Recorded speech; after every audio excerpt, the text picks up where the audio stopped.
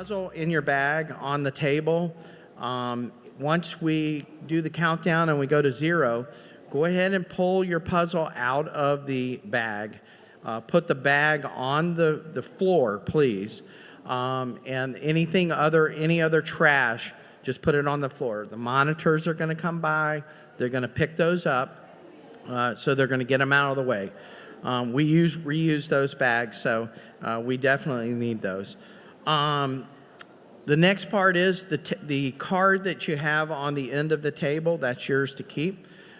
Spot to write down your time. So when you get to the end, if you want to write that down, go ahead and do that, and you're more than welcome to take that.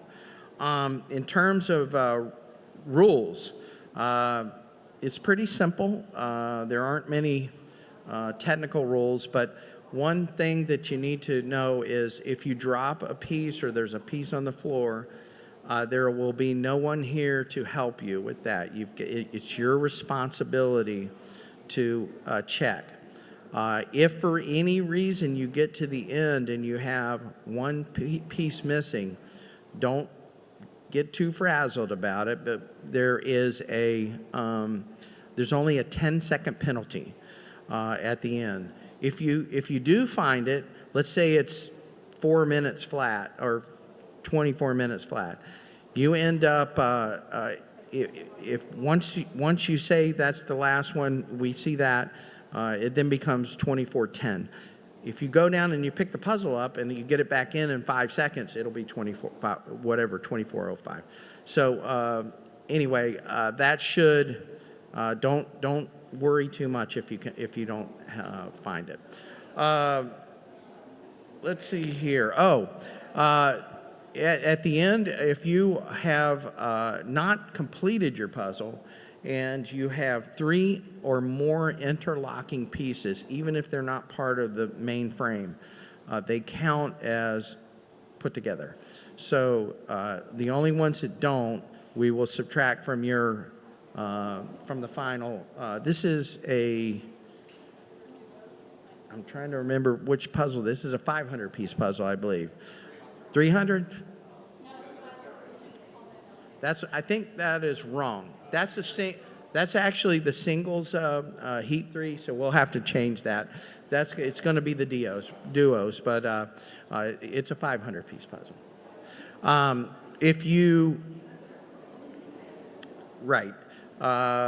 Let's see here. The next piece is for the spectators. If you're here, please don't come into the competitive area. We'd like for you to keep at least 5 feet. That we kind of have chairs around there for you guys to see that. Anybody have any questions about what we're doing and anything at all? Okay. I hope everybody has a great time. That's why we're here. So let's get ready to rock. Let's do it. We're going to do it. Real briefly, we're going to do a 5-second countdown, and then you're ready to go. So everybody ready? Is that it? No, it doesn't sound like it. All right. There we go. All right. Let's count down. 5, 4, 3, 2, 1. Let's go. All right, and we're off for the first heat of the duos competition at the Portland Jigsaw Masters competition. Once again, I love the sound of boxes being unboxed. Yeah, and we are now going on hour 5 of our preliminary continuing heats. coverage. Yeah. Oh, there's bags. Oh. The outer bags. We were talking last time around that they didn't have outer bags, but there seem to be outer bags. This time they did. All right. Breaking news. Should we open up and see their puzzle? Absolutely. Okay. All right. Thanks for joining us at Portland Jigsaw Masters. I'm Elenia Cater. I'm Rob Shields. And we're here with you. And we are getting to open up and see the puzzle for the first time, too. Whoa. Oh, look how fancy that is. Ooh, Yeah, Portland Jigsaw Masters, special puzzle. Holographic foil. Look how pretty that is. What do you think of that? Oh. There's you want to hold up that image? Look at this puzzle. That is pretty. It is a beautiful puzzle. It also looks challenging. It's a nightmare. Yeah. I mean, there are people who love to do gradient puzzles and color puzzles, and so I think that if that is your sweet spot, then maybe this is your kind of puzzle. But for kind of the blockhead putting together, looking for obvious things to do, like there's some clear parts, right? You can pull out the red, but the red is sort of all over. The blue is all over. You've got some kind of color gradient going on in here, right, with the whites and the what I guess is a couple here in the middle.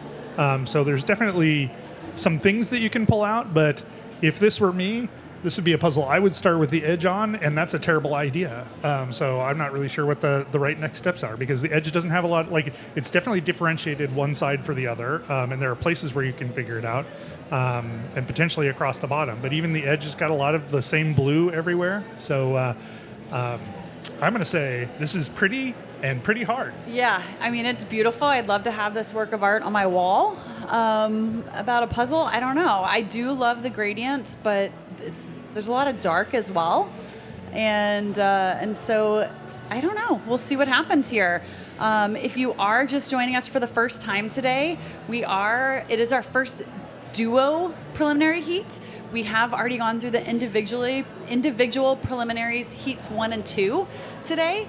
And if you're joining us for the first time and you're wondering, what is this Portland Jigsaw Masters? What is this? So after seeing the community of speed puzzlers in Portland continue to grow, the idea of creating something even a little bit bigger came about. And so Pomegranate Puzzles and Portland Puzzle Company came together, and they're both located here in Portland. And they came together to create this wonderful event. It's a 3-day event here in Portland, Oregon. That's where we're coming to you live from.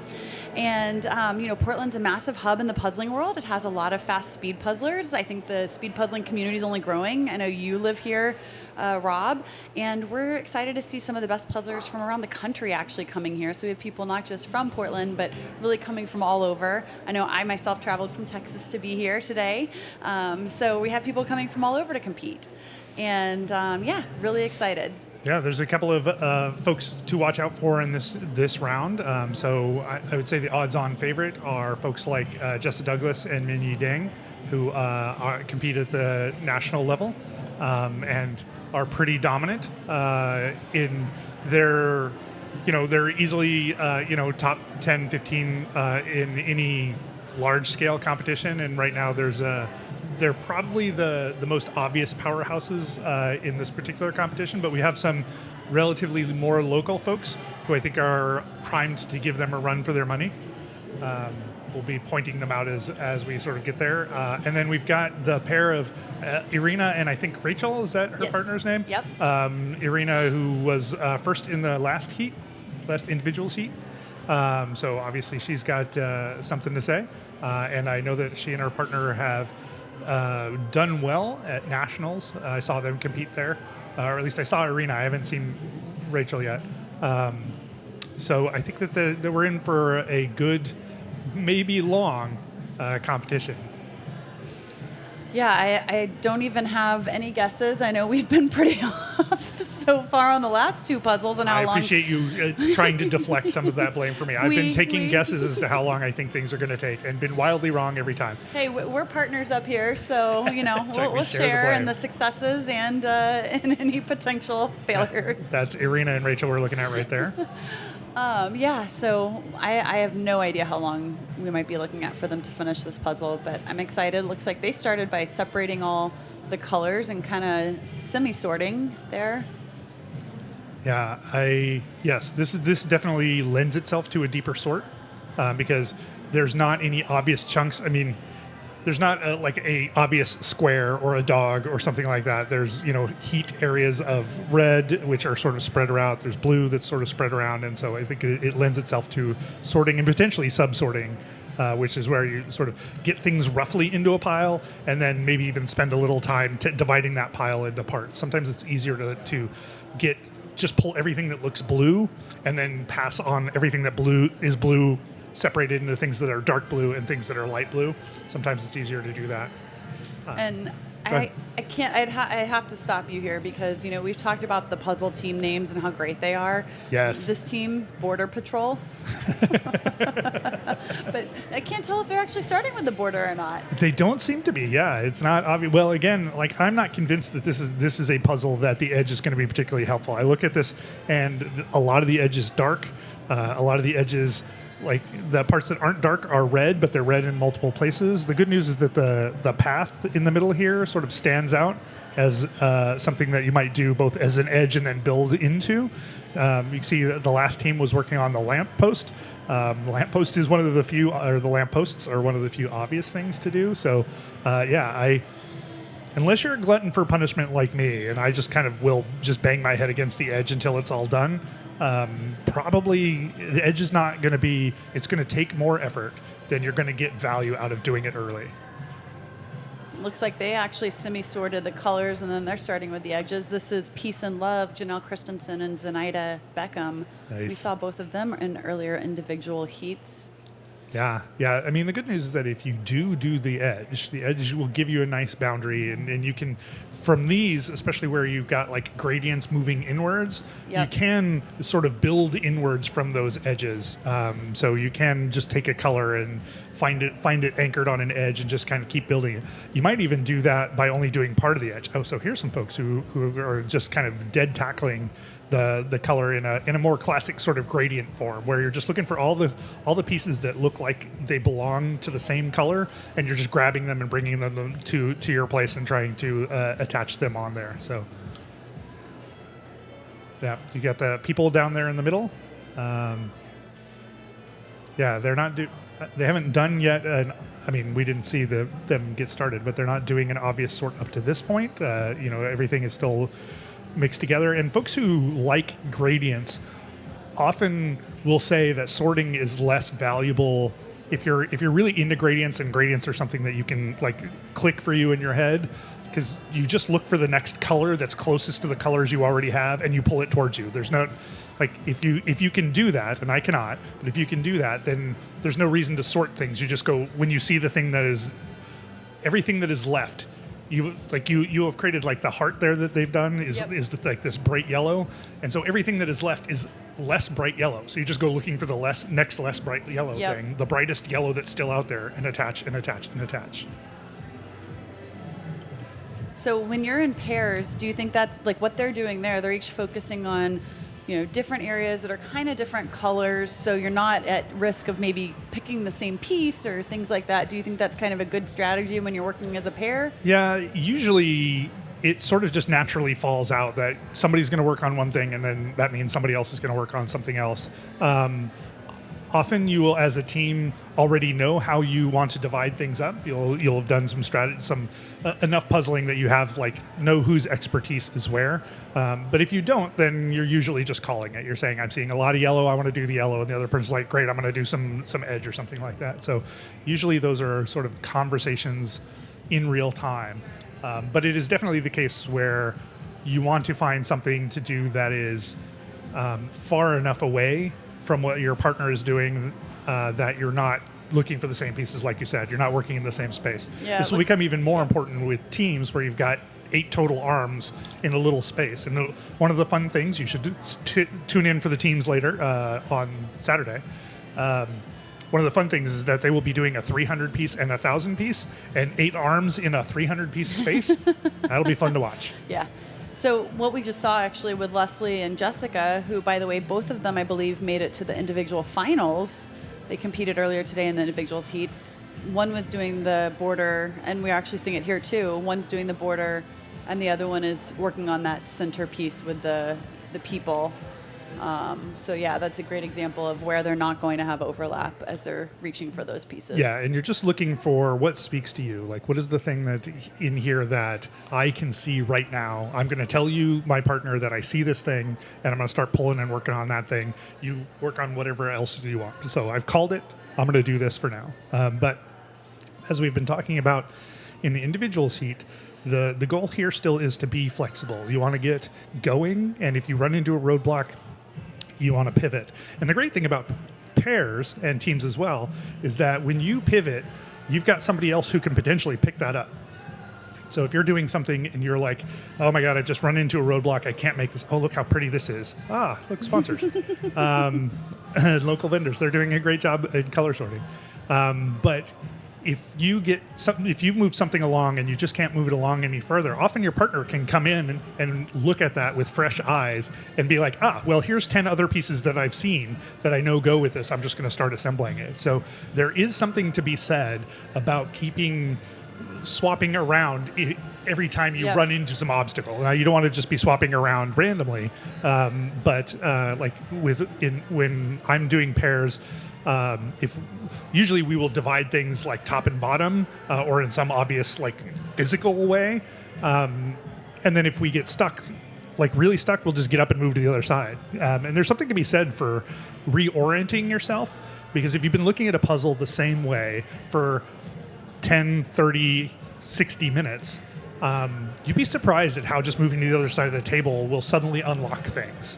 Right, because you're seeing it upside down now. Your brain is not looking; it doesn't see it in the same way. It has to think of it new, like as if it's a brand new image, and then you can see how some other pieces fit into that.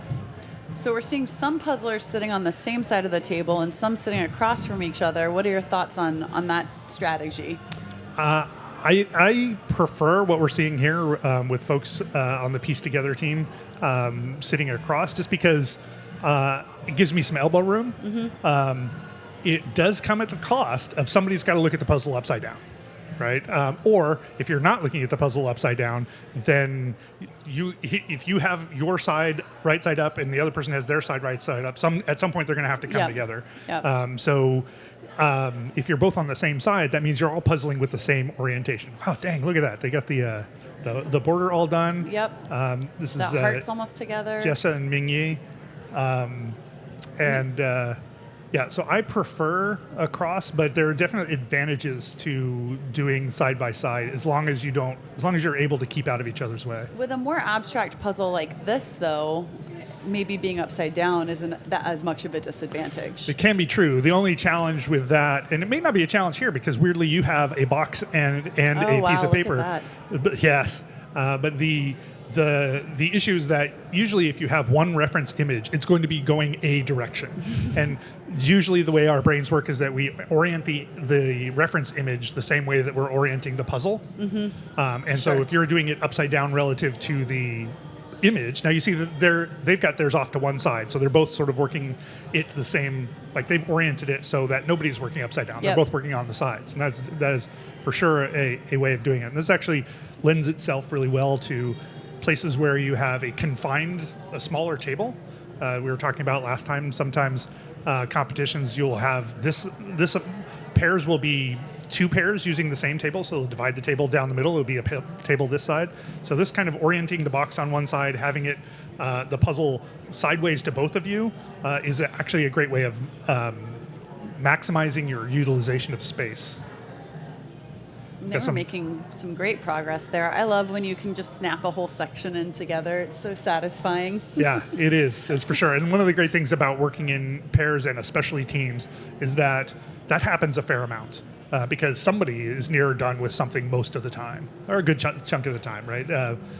So that you may not be the one who's bringing something in because you've just started on an area, but somebody else has finished their area. They dump that area into the middle, and now there's a big chunk, and then everybody gets to build off of that, right? So every piece that you can put in the middle of everybody, every chunk that you can put in the middle of everybody, gives everybody an opportunity to build on that thing. Whereas if you have it near you, then when you're trying, nobody else can work on that same thing at the same time. So if I happen to see a piece that goes with your side and I can't reach it, then it doesn't do any help. So the more you can get those big chunks out in the middle, preferably where they go, the more everybody can work on them at the same time.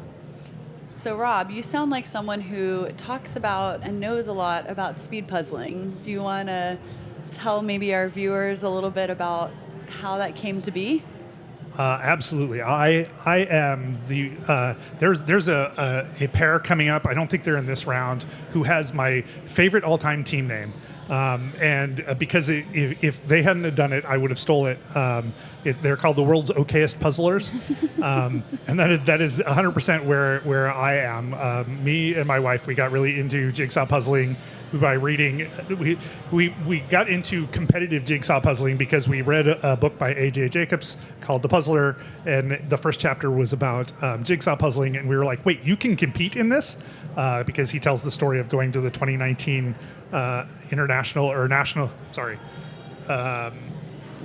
Worlds. Thank you. Yes, I was blanking no out on problem. that Worlds competition as maybe the only representative for the U.S. at the time, because nobody else was going, and we got really excited. Learned that the nationals competition was like the next month after that. We just sort of dug in and started working on it, but practicing up. But what was really interesting about that is just like, how do you go from not being particularly good puzzlers to hopefully being competitive puzzlers? Spoiler alert, we weren't particularly competitive. But the idea of that fascinated me. And so skip forward about a year, I decided to do a podcast called Peace Talks. Peace Talks can be found on all your major podcasting platforms, where I'm using that as an excuse to talk to people who are world-class jigsaw puzzlers and find out what makes them tick. What was their journey to get to where they are? How do they continue? How do they create the performance? How do they maintain the performance that they are at? Like everything from how do you open a box if you're doing it for speed, to how do you do inter-team dynamics? How do you make sure that everybody is working efficiently? So on Peace Talks, I talk to people who are in the speed puzzling community about how they do what they do, and also people who are the creators of puzzles, the designers of the art, and the people who put on the competitions. So if any of that is interesting to you and you're ready to get a bit nerdy about speed puzzling, check out Peace Talks. You can find me on Instagram at peace_talks. I think if you have people watching this live stream, they're probably your target audience, They're Rob. probably the target audience, especially if you have listened to now this as the third of the 3 heats that are going on today. If you've listened to us the entire time, you've done yourself a disservice if you aren't subscribed to the podcast. So we're back here to Irena and Rachel. We're kind of working up the middle here. Yeah, it looks like it looks like they were about the same amount of puzzle done as, blanking on their team name now, Jessa and... Oh, is it like Rock Solid? Yeah, Rock Solid, thank you. Yeah. Yeah, it's making some good progress. So in the spirit of talking about things that we care passionately about, why don't you, this, for people who don't know, the live stream is brought to you by Completing the Puzzle, which Elena is founder of, what's the right word for that? Co-founder of. Yep. So why don't you tell new folks what Completing the Puzzle is all about? Yeah, thanks. So, I've been puzzling my whole life, but really got back into it as an adult, like many, I think, in the U.S., especially when things started shutting down during COVID. And I found puzzles just piling up in our closet. Right. And what do you do with all those puzzles? What are you doing? What do you do? We either rehome or recycle. Yeah. And both of those are a lot of effort, and some of them are sad. Yeah. And so to me, it just seemed like, hey, I already rent my clothes. I try to do single use as much as I can. Why not rent puzzles? And kind of looked, there was no one already doing it. So my husband, Brian, and I decided to try it and see if people would want it. And yeah, I love it. The moment I saw that you guys did that, I was like, well, I'm surprised nobody's already doing this. It seems like an obvious idea in retrospect, but a lot of great ideas do. Yeah. We started doing it over 4 years ago and really took off, and people seem to agree with us that having just puzzles that you maybe only do 1, maybe 2 times just sitting in a closet wasn't the best use of our resources. And so now we have this company where you can sign up, you get a puzzle, you do it, you send it back, and then you get another puzzle. And we're really committed, personally, I mentioned I rent my clothes. I'm really passionate about composting. My husband likes to tell the story that if he throws away something that should be in the compost in the trash, I actually will dig it out. So I'm very committed to trying to make things more and more sustainable.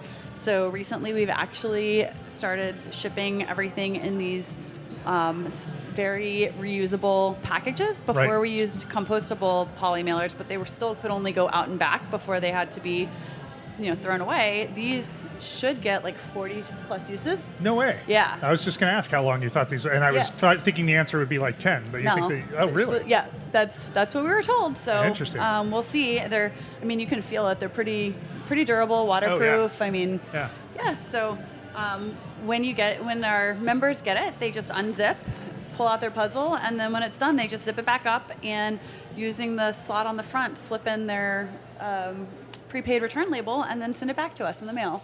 And I've said this before, but I just love the design of this. It makes receiving a puzzle in the mail, which is fun already, a delightful experience. I know. Because the So pattern fun. is so joyful. So fun, yeah. We like to say we like deliver happy, and it's like it's fun, and it should be fun and happy, and puzzling makes me really happy. So that's kind of how this was designed with that in mind.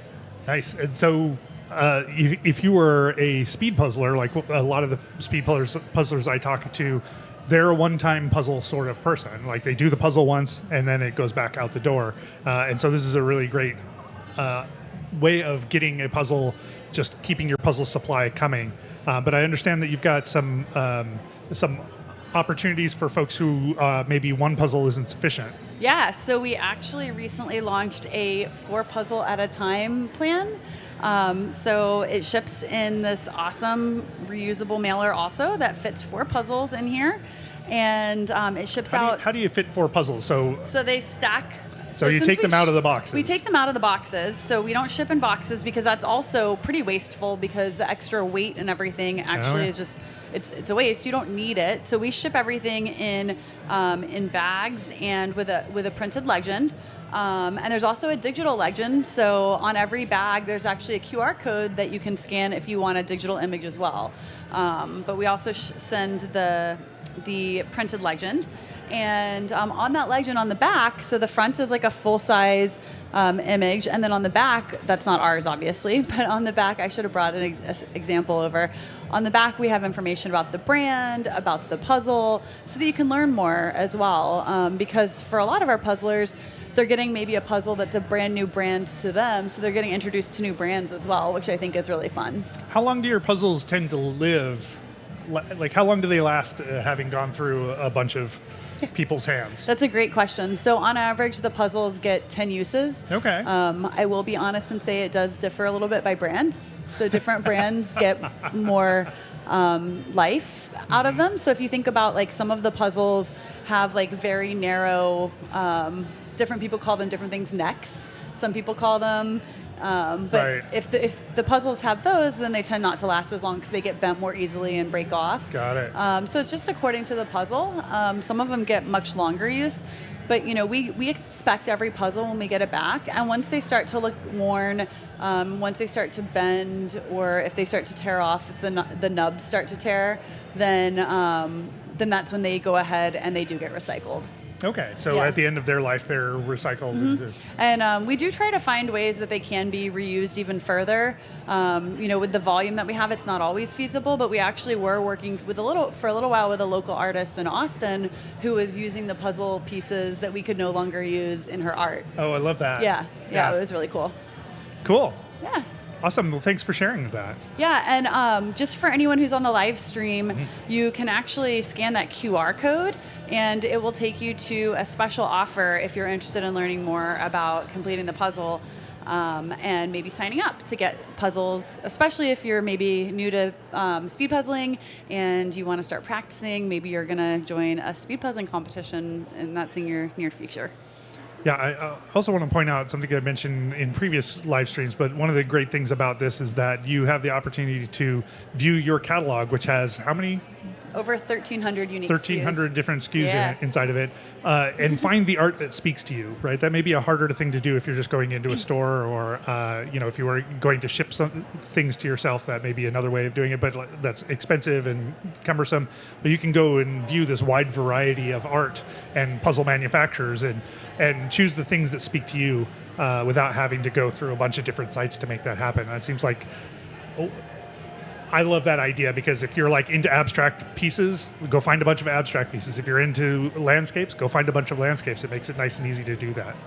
Yeah, and we do try to, obviously, people in general like certain types of puzzles more than others, so we tend to carry more of certain types of puzzles. And by types I mean like themes of puzzles. What are some of your most popular themes? So the most popular collage. By uh-huh. far, people love putting together collage puzzles. I agree. I think they're really fun. You can chunk them up. They're almost like mini puzzles within a puzzle. I suppose. The Portland Puzzle Company, they put on a weekly league, and they have what I call jumbles, but are basically the same thing, and they can be brutal. If a lot of the collages, like the different components of the collage or frames, look similar, then that can be really, really tough. But those tend to be really popular. Anything that's really brightly colored, but the collages are really popular. We have a lot of older members who really like Americana puzzles. So we try to keep quite a few of those in stock, especially in the smaller piece count that are the larger piece size, so that they can continue to puzzle, maybe even though their dexterity isn't so Right. good. So we do try to accommodate that. So those are pretty popular. People always love the animal puzzles, even though I find them incredibly challenging. Yes. But they are so cute. I mean, who doesn't love a puzzle with a bunch of puppies? Me, but also I don't like doing it. I like the way it looks. Yeah, okay. Because the worst case scenario for me is a puzzle with a bunch of zebras. Having done one or two of those are nightmares. Yeah, so, and we do try to stock like holiday themed puzzles around the holidays. Those are really, really popular. So it's fun. It's really fun. I buy all of the puzzles, so that's a really fun perk. Awesome. That must mean you get to talk to a lot of puzzle creators. Yes, and talking to the different brands, it's been really fun. We do try to specifically work with brands that are a lot of them smaller, women or person of color owned, and give them exposure as well. Not just the larger brands that you can find everywhere, which I think is really great that we're able to do that. And it's a really fun way to maybe expose puzzlers to brands that they either wouldn't even know about otherwise, or some of these puzzles are pretty expensive, so it might be like a high barrier of entry just to try a Right. new brand that you're not very familiar with. That gives you an opportunity to find a new brand that you might love. Yeah. Or find out that a brand that you thought you might love isn't for you. Yeah. Yeah. Exactly. Just because something has great marketing doesn't mean it's necessarily what you want. Right. But yeah, we're constantly, like, I actually personally test. So anytime a brand reaches out and wants to work with us, I do the puzzle. I do one of their puzzles first to make sure that I think it's up to our brand standards, that it's something that the pieces fit well together, that it's thick and nice quality, so that it would be something that I would be proud to send to a customer. That's a fun perk of the job, too. Yeah, it is. That is amazing perk Yeah. of the job. I was just thinking that one of the benefits entirely lost my thought. I got caught up in what's going on the screen here, and then I got lost. I think that the ability to get puzzles in the mail, again, like I find puzzles in the mail delightful, and the fact that they can get you a wide exposure to a lot of different things, I think is a great idea. Okay, we got edging towards victory down here. As Andrew Nichols and Cosmo Smith Yeah, they're making some good progress. are making some good progress. We're seeing a lot of completing the heart and then building on top of the people. Surprising amount of edges done, which is great. Yeah. Yeah. So just a little bit more about this particular puzzle. So it is, let's see, the name of the puzzle, if you're interested, it's called Sweetheart. It's a 500-piece Portland puzzle, if you're looking for it. If this particular puzzle is calling to you. And it is by the artist Joe Reese. So Joe grew up in the Pacific Northwest, and he's actually a photographer. So believe it or not, this is a photograph, and then he does art on top of it. So I was looking at his website the other night, and it's really interesting. So he actually prints photographs on Chroma-Lux aluminum panels. And then through dye sublimation, the images are infused directly into specially coated sheets of metal. That's amazing. It's like this. I would not have guessed that this was a I mean, photo. obviously this isn't, but I would never I have don't- guessed that the but sun looked like this. You know, but he like does some amazing photography. I mean, have you ever heard of anything like that? No. And I think the results speak for themselves. They're pretty amazing. This does feel like one of those puzzles like I might fall in love with on the completing the puzzle catalog and get it and realize that maybe this is not a good fit for me in terms of building things out. But yeah, it's stunning to look at. I'm looking and seeing, they're not on the screen right now, but Jessa and Mingyi have a substantial amount of the puzzle done here. Yeah, they're like. So they're making some great progress. There we go. Yeah. Look at that. Great time too. Look at that. We're at 31 minutes now. Yeah. If you were watching the live stream earlier, we were watching individuals do 300-piece puzzles, and we were getting about to the place where they were finishing about now. We're seeing people doing 500-piece puzzles, and actually, I'm sort of surprised at how close they are, because usually when you move up, it's not that if you move up to a 500-piece puzzle, it's 200 pieces more difficult. It's actually a lot more difficult. And then when you move from 500 to 1,000, it's not just twice as hard, it's more than twice as hard. So the fact that they're sort of pacing along at roughly the same speed with two of them is actually really impressive. Oh, and here's Kelly and Shin. They're also making really nice progress. They are really making nice progress. And again, not a lot of edging going on here. There's a lot just right down the center. Sometimes it's easier to put in the edge last because when you completed the middle, the edge sort of gives you some more info, or the ragged edge that you haven't put the straight edges on yet gives you more information as to what goes there. So you know that if you have like an in and out and an in, that you need to find that pattern that in your edges that go in there. So if you're having to do the edges, if the edges don't give you enough information to assemble them early, then often it can be a good practice to wait until very near the end because the puzzle will tell you what needs to go where. And just a reminder, Shin came in second in the second individual preliminaries heat, and Kelly came in, I believe, was it fourth? That's a great question. I was just going to look that up. So both of them will be moving on to the individual finals on Sunday. And looks like definitely in contention for the duo finals as well, with the progress that they're making. I think Kelly was ninth. Ninth, excuse me. Here's Arena and Rachel again. Yeah, again, you're sort of down the center, just like we've seen with the other heats.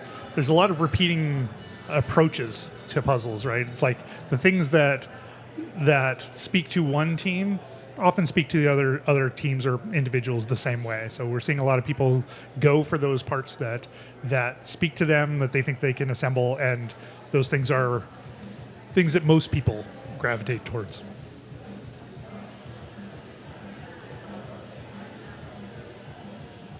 This puzzle is beautiful to look at every time. It is mesmerizing. The close-ups of it. I want to do this puzzle. I want to let you do this puzzle.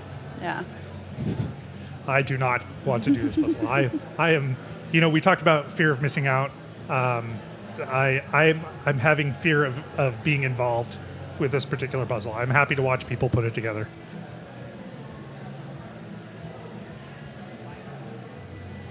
Yeah, look at them. Yeah, they're rocking and rolling. Team Rock Solid is as their name says. Yes. And now we've got a bunch of vaguely Darker bluey colors. things that Yep. have to go into places. And to me, that's less bad if they are concentrated in an area. It's not awesome. But it is harder when they're spread out all over the puzzle because you have to sort of work the entire puzzle with those pieces, right? And so obviously these folks are well practiced at being able to discern sort of subtleties of the piece and where that might relate to other pieces that are in the puzzle. For people like myself who are less practiced at that, this just means that this blue could go down in the lower left corner. It could go over in the right side. It could go in the upper left corner. It's all the places now that I would have to spend time trying to figure out where this goes.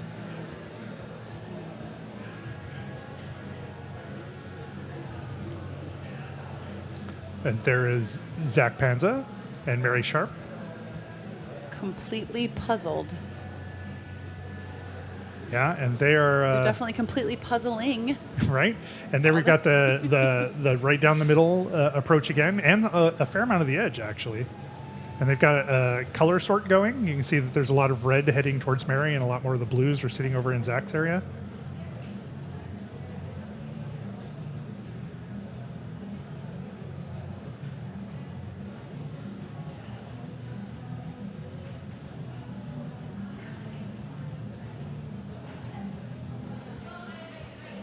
Yep, we're all super enraptured at this now. I know.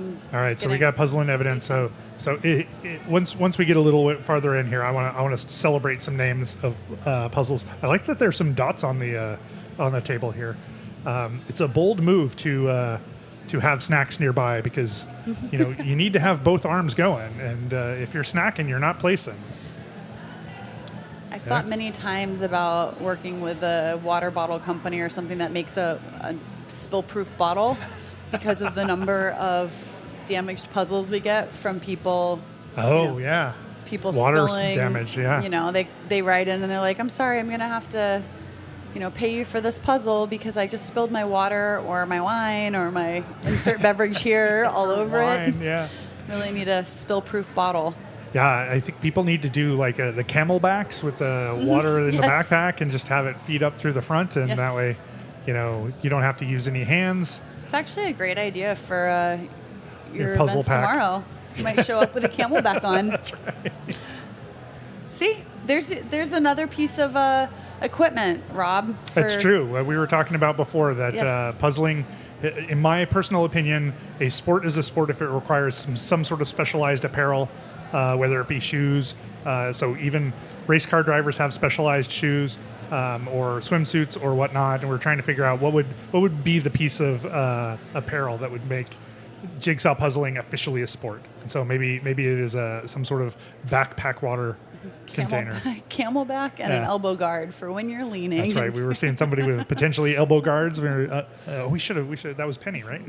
From the last round. We should go find her and see what was up with those. Yeah. So they're getting close. Just getting down to the end here. Getting rock solid, just like their team name. Yep, and we're at 38 minutes, so they're going to be under 39. Can't see it because of the puzzle box, but it looked like they had two pieces. They have extra? Two extra edge pieces. And they're missing. So, okay, that does happen. Sometimes you get like pieces swapped, and it's rare, but it happens. I think it's a slow clap as people realize that they actually finished. Even with the 10-second penalty, that's a great time. Yeah, and it is interesting that they have pieces that maybe don't go with their puzzle. Like this can happen, manufacture. Oh, they found a false fit. Oh, false fit. Okay. Was in the manufacturing process, even the big folks like Ravensburger, you definitely can get puzzles with missing pieces or pieces swapped out. You were saying earlier that you've had like a whole large chunk missing from pieces. And a duplicate one time in a puzzle. So that means that another puzzle was missing that whole chunk. Yeah. Yeah. So if you don't have all of the pieces, you face a 10-second penalty for it depends on where you're playing, but it is typically 10 seconds per piece missing. Most of the time, people are only ever missing one piece, and so in this case, it's limited to 10 seconds so that you don't get penalized for something legitimately not being there, but there's enough of an incentive for you to go hunting down that piece if it's just on the floor so that you can be maybe less than 10 seconds of full penalty. So that's what's going on there.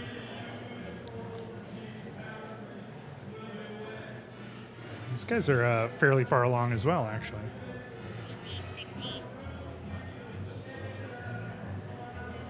And there's team number one, rock solid, 38 minutes. 54 Great seconds. time. It's a great time. So they'll be moving on to the duo finals on Sunday morning, as well as the individual finals. So they're going to have a big day on Sunday. Yeah. Well, it's not surprising. There are some folks here that we would definitely expect to be in the finals of all the rounds. And I think Jessa and Mingyi are definitely amongst those folks. It is interesting. We didn't see the pieces per minute in that last scoreboard, but the pieces per minute is a calculation that shows how many pieces on average they're putting together per person. And in the 300-piece individuals, we were seeing the top finishers at 8 to 9 pieces per minute. And here, the Rock Solid team finished with 6.4 pieces per minute, which means that each person is going a little slower than if they would be doing an individual puzzle all by themselves, if they had done the 300-piece puzzle themselves.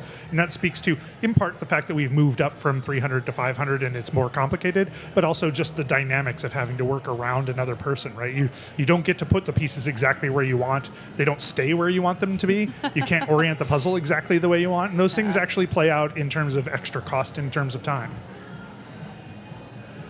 So interesting. I appreciate you saying that. I'm also like a statistics geek, so like just hearing all those numbers, and thinking about how it actually affects the overall results, super interesting. Who we got here? Can't see their names. Let's see, where are they on the floor? They're doing fairly well themselves. It is interesting that I can't quite tell if that's thank you. All right, so Ask and ye shall receive. yeah, the AV team here has just been kicking butt. I have to say, like they are on it every step of the way. They've made every accommodation for us. Every time we ask for something on the screen, it's on the screen immediately. I just, this is my first time doing this, and I'm spoiled for any future endeavor like this. So shout out to that team for making this just such a great live stream. Yeah, so this is Daria and Yuen. They don't have a team name. Nope, no name. Ooh, and they're doing some cardinal sins, although it's not so bad. They have pieces on top of the puzzle, which is a risky maneuver, right? So if you put a piece on top of the puzzle, you can see they've got some blue pieces on top of non-blue spaces. Yep. And that's probably fine. But if the puzzle gets moved around and that ends up on top of another color, piece of the same color, then you're going to have a hard time finding Those that. red on top of the yellow heart are really bothering me. I kind of love it. I think it makes a fun pattern. I can't quite tell what that is. I guess it's the tree branches. Yeah, it's the tree branches. It sort but of it's looked like- bothering me because I'm like thinking they're gonna think that it goes there. 'cause Yeah, it almost looks like it does. It looked like a skeleton fingers across the heart, which I sort of appreciated for All its right, here's Kelly dark and Shin. motif. They're Yeah. making some good progress too. Yeah. Yeah, and they've got what I'm starting to think of as like the police lights left over, right? The reds and the blues, and a lot of red-blue simultaneous things. Yeah. A couple of edges down here at the bottom.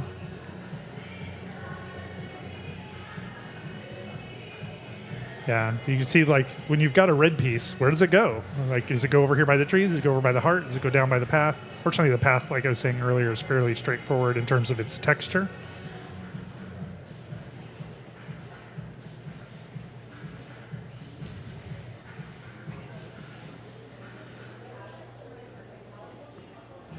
This is just such a pretty puzzle. I'm like lost in the puzzle. I agree. So I'm going to It's slide very over. mesmerizing. So I don't know about you, but I do sometimes watch people puzzle. Well, you probably do as well. Yes. And my favorite type of puzzle to watch people do are gradients. I find it the most soothing thing, just watching as the colors build and change. I just find it so incredibly soothing. It's kind of meditative. And this is very similar. It is. I apologize to any of our viewers if we go silent for a minute. It's just because we are enthralled and lost in the puzzling, and hopefully you are at home as well. I was going to take a minute to start talking through some puzzle team names because I love those. But Yeah, I think let's that do it. looks like maybe we're going to get some guests up to the table here. Oh, So guess what? let's make some space. Yeah, we're going to make some space. We have the winners You're- joining us. One bunch. Yeah, we're gonna share it. You're our first two-person team up here, so we're figuring this out as we go. You have to get Nice. really close to the mic. Okay. Sorry. No problem. You can also hold it if you'd prefer. Oh, there's another chair behind you. You got There we go. Perfect. Hey guys, congratulations. Thank you. Y'all Well were rock done. solid. Yes.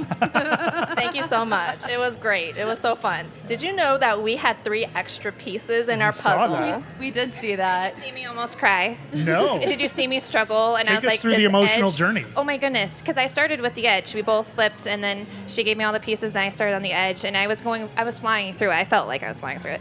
She was one. You looked like you were flying through it as well. And then that side that was near me, I could not figure it out, and so I was like, I'm gonna leave it. And then it's just like haunting you, like you need to finish the edge. So I focused on the heart, and that flew together. And then I was like, oh, this edge, I got to come back. And I was rearranging because they fit together in different ways. And Yes. so I was trying to pay attention to the little, direction of the tree and the lights. And the whole time at one point I was like, I am not figuring this out. I am about to cry. And then I was like, I am your rock. We are rock solid. We got this. Wow. Don't worry about the edge. Oh, we I just got to love keep that. going, let it go, and then we figured it out eventually. I was like, oh my word, there's 3 extra pieces. Oh my word, there's 3 extra pieces. And so it- I like pushed him to the side. I was like, get out of my sight. It looked like you had maybe a false fit in there as well. Oh yeah, that was my fault. I wasn't casting blame. I blame myself. Yeah. And I kept trying to put that piece in. I was like, it's not going in. And I didn't know if they were going to count our score. But I eventually just leaned in. I was like, okay, where are you? And I found it. It was in my top left corner. And it's fine. Nice. I So- don't think it mattered. We're okay. I think we're okay. I mean, it's like almost 10 minutes and Yeah. no Yeah. one else is Yeah. finished. I was really close to second place people. It's super close. So why did you start with the edge? Like of all the pieces, all the puzzles where an edge might be a starter, I'm curious as to, like, we're seeing a lot of people starting sort of right down the middle. Did they? Oh, yeah. I just saw the colors and I was like, oh, I can do this. Okay. Yeah, except for the the 3 extra pieces. I couldn't do that. Right. But yeah, I think I initially will look at it and be like, oh, I'm not going to be able to finish the edge, so I'll drop it. But this, I felt like I could do it. Yeah. Okay, so Yeah, we also had a team strategy going in, so we Oh, tell us always about it. had Jessa do the edges first while I was sorting everything out and prep that when she was done with the edges, she had something to move on to. I love that Yeah. strategy. Yeah, You it know, was and, you know, amazing. stuck to it. It doesn't Yes. matter like what the puzzle is. You have your strategy. You're just gonna Yep. stick to it. You're not gonna change it up once Yep. you get the puzzle. Like, Yep. And it worked. Yeah. It totally worked. No, it's so nice to be done with a section and realize I have more pieces to work with. Like I don't have to go over and like sort and grab them. Right. Bins on top of it, and so I love that. it's Yeah, good to thank have you. somebody who's willing to feed you pieces. Yes. Yeah. So are you a sorter by nature or are you a sorter by necessity? I'm a shorter. I'm short, but also sorter by nature, yes. Oh, okay. I feel like I'm faster in the beginning game, and helping Jessa out by pulling all those piles for her made her feel like all she had to do was just keep puzzling, and then I just had to like fill in the holes for her. Do you feel like you have a good eye for discerning, like, Absolutely, yeah. are gradients your jam? Like, is that what makes So a good sorter? I had a gradient type feel to this, but this one had a paint-like pattern, Yeah. and the colors were a bit broken up, so Sure. it was a little bit tougher than a normal gradient. I do like gradients, but not as fast as some other puzzlers that I know. I'm looking at you, Josh Traeger, if you're listening to this live stream. But yeah, it's good. Colors are probably more my jam than like any other type of sorting. Nice. And so when you are finished, I assume there's a moment where you're done sorting. You know, maybe you're just constantly feeding the Jessa machine the entire time. Where did you move on to next? Once I felt like there was a pile that Jessa could focus on, then I moved on to the harder sorts and then focused on that. So You're still sorting. I was still sorting, but also puzzling at the same time.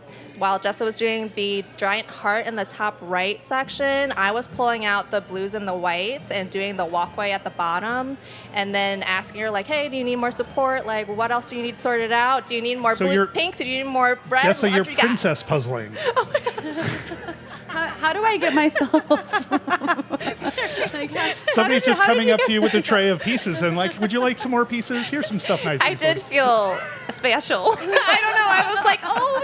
And then not only that, she's just really encouraging. And so we were just, like, when I was about to cry because of the piece, she's like, no, you got this, and we're fine, and keep going. So it matters your personality if you're encouraging each other. Like, instead of letting something get you down and then taking the other person down, it's like, no, I'm here for you, and we got this. Yeah. The epitome of teamwork, really. Yes. I mean, yes. yeah. Exactly. How did you guys find each other? So this is the first time we've ever puzzled together. Fun fact. Apparently it's working. We knew each other through Instagram, and that's all it took. Yeah, cool. So I'm just going to cut in here real quick. It looks like we have two teams that are really close to finishing fun. like against each other. So it looks like it's edging towards victory. And then Kelly and Shen, I don't remember did they have a name? I don't know that they do. Oh, Extra Fizz. Yes. Extra Fizz. So both of them looks like they have almost the same number of pieces left to come in second. So got a pretty tight. Do y'all have any bets on who's going to come in second here? Oh my gosh. What do you think, Jessa? I think the team right in front of us with Kelly Poff. Yeah. So she's Minty Fizz. Yeah. She's great on her Instagram. I love her. I think it's going to be her. Yeah, and this, I don't recall having seen a puzzle, but she was up here describing puzzles that she does, and this feels like... Yeah, this is very She- similar. Yeah, colorful paintings. Yeah. Yeah, so this should be right down the center for her, I would imagine. Tends to be harder. She does like very hard vintage spring box, and it's incredible to see on Instagram. Oh, yeah. She was also saying that she doesn't necessarily recommend her puzzles for speed puzzling. Absolutely not. No. Oh no. All right, Yeah, we're coming right so- down to it. Oh, yeah. Looks like they're almost done. Wow, and this just goes to show how great y'all did at this puzzle, though. It looks like the second place team is going to finish almost, 14 minutes behind? Yeah. That's pretty incredible, y'all. Thank you. Thank you so much. Especially for your first time to ever puzzle together. So how did y'all practice? We practiced like 2 hours There we ago. go. That's pretty incredible that it came together that fast. Yeah. We just did a 300 pomegranate right before this. That's what we thought we were doing. We thought we were doing a 300 piece. I mean, honestly, the individual was our practice, Yeah. right? Yes. Yep. Well, it looked like y'all's strategy definitely worked. And second in this heat was Kelly and Shin, Extra Fizz.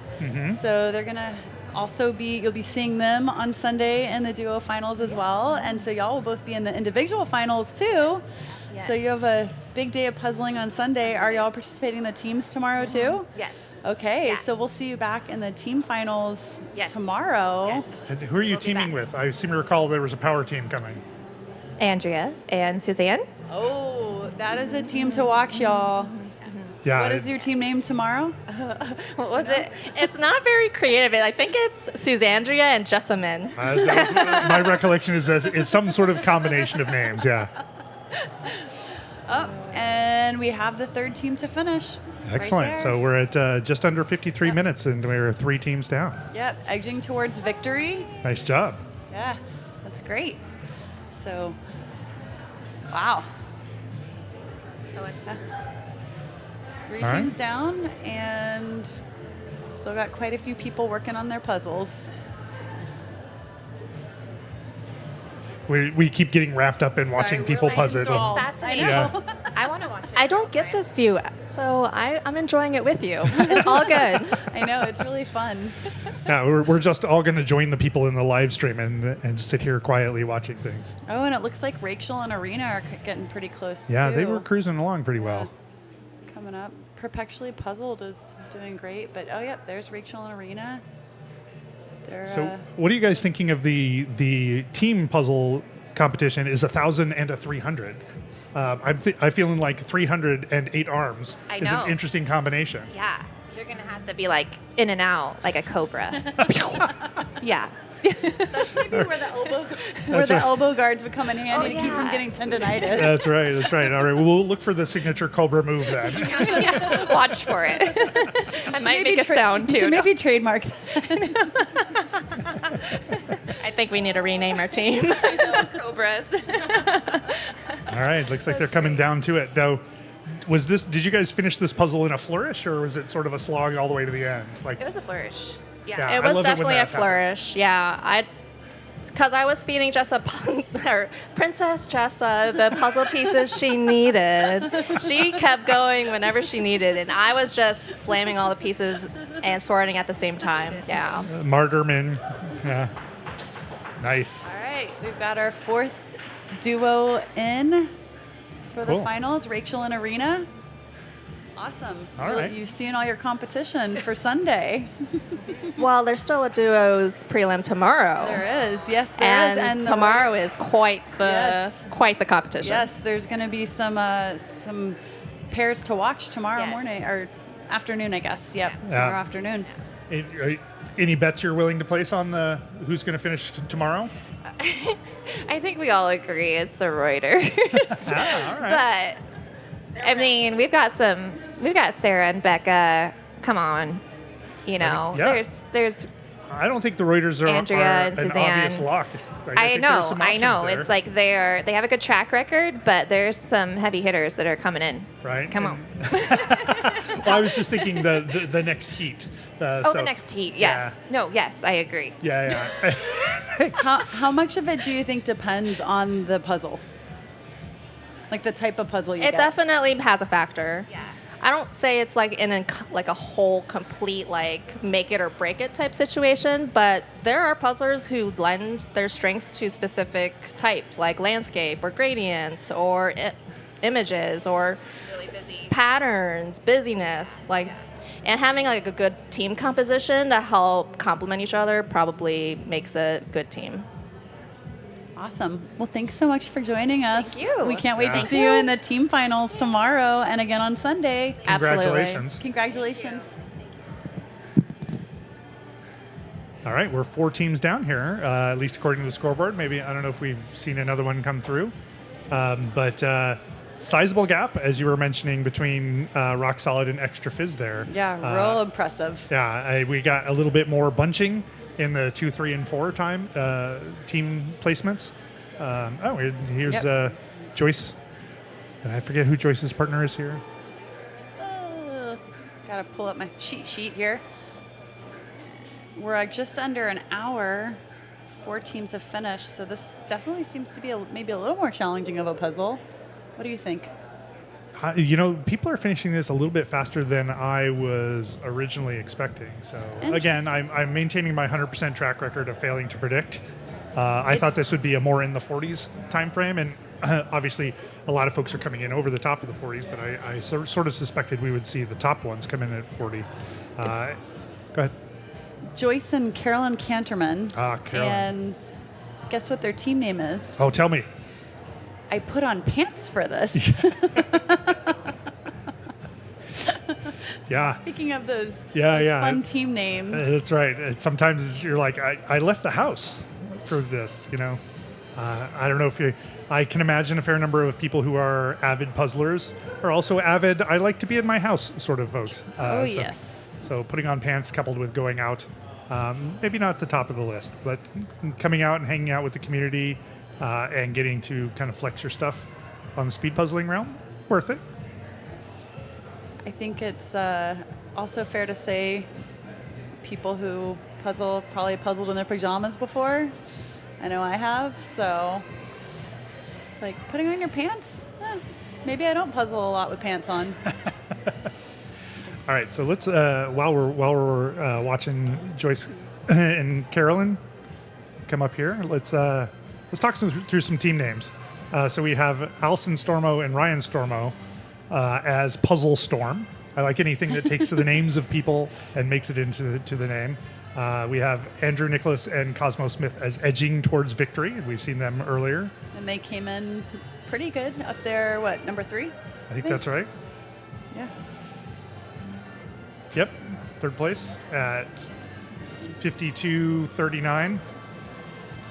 Ashley Mabry and Andy Portman at I got one. I'm 100% not reading that with the enthusiasm that I think it is supposed to have, given that they're I got one. Yes, there we go. Yeah. There's another one that is built up of a couple of people's names, Ashley Wu and Ho Wan Cheng as Holy Ashwan. We already talked about I put on pants for this. Oh, there we go. The Peace Droppers. Peace droppers. I love it. Yeah. Oh, and there we And- go. I put on pants for this. I put on pants for this. Let's go back to back. Yep, and so for peace droppers, let's see. That was. Oh, it looks like maybe they changed tables. We'll have to figure out who. Oh, there we go. Justin Wilhite and Soren Burns. It's great. All right. Continuing the names, we have Chantel Smithers and Whitney Temis. And I should just say, as I do on all of these streams, I'm going to butcher names. No offense to the people. I am just a terrible human being when it comes to pronouncing. With Pazinga, exclamation point. Another one that probably needs more enthusiasm than I'm bringing to the reading there. Do you want to take a stab at it? Pazinga! Worth it. Thank you. I just had some caffeine, so. Christian Ross and Sarah Siddons with Edge Lords. Love a good edge pun. We've got Dina and Sarah Gelke, who I was seeing earlier. So if I recall correctly, Sarah was the junior champion at the Northwest Regionals a few weeks back. And their name is Partners in Puzzling. Super cute. Alexis English and Brooke Terry with The Peace Seekers. Given that my podcast is also a peace pun, P-E-A-C-E versus P-I-E-C-E, I appreciate The Peace Seekers. Also, it is often what you were doing, as we saw with Rock Solid, having to go hunt down some extra pieces. Yeah. There we go. Great job. The local team there. It's Peace and, no. It's Eminem. That's right. Eminem, who just finished. Maggie Kirkland and Marissa Martin. Yeah, so Marissa is on one of the faster teams. She came. My understanding is that she came up through the pairs competition, the weekly pairs competition that happens here in Portland, and then joined sort of a power team. Two pairs came together and made a power team that has been quite. They're noticeably fast, and so it's good to see her on a pairs and see how that is working out. So if you were on with us for the last individuals heat too, you would have seen that all of the competitors actually finished the puzzle. So far, we're a little over halfway through this duos heat 1, and we only have 7 teams who have finished so far. So Rob, what are your predictions on teams finishing this go round? Well, I mean, no surprise given you that you've given me that nice lead up that I think that we will see a fair number of teams not completed in the time. So I expect to see, like, if we have 2 hours here, the way that we're tracking, I suspect we'll see maybe 10 or so teams not make it in the 2 hours.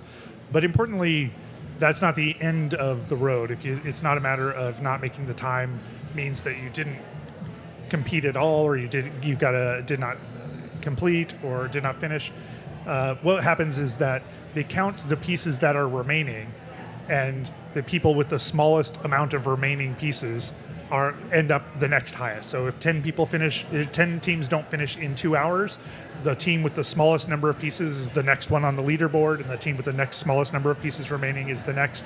And what it means to be a piece remaining is that you have a cluster of 3 or more pieces altogether. If you have a cluster of 3 or more pieces, that counts as being assembled. So anything that is 2 or 1 piece all by itself, those don't count as assembled, they count against you. And so you're looking to, even if you don't think you will finish, you're still looking to try and assemble as many pieces as possible to get to finish at a higher rank. And in fact, it has happened a couple of times in both pairs and teams where I've been competing, where the last 5 or so minutes are shifting gears to being like, okay, let's try and finish this, to let's just try and get a bunch of things assembled. Like, let's just try and put a bunch of clusters together.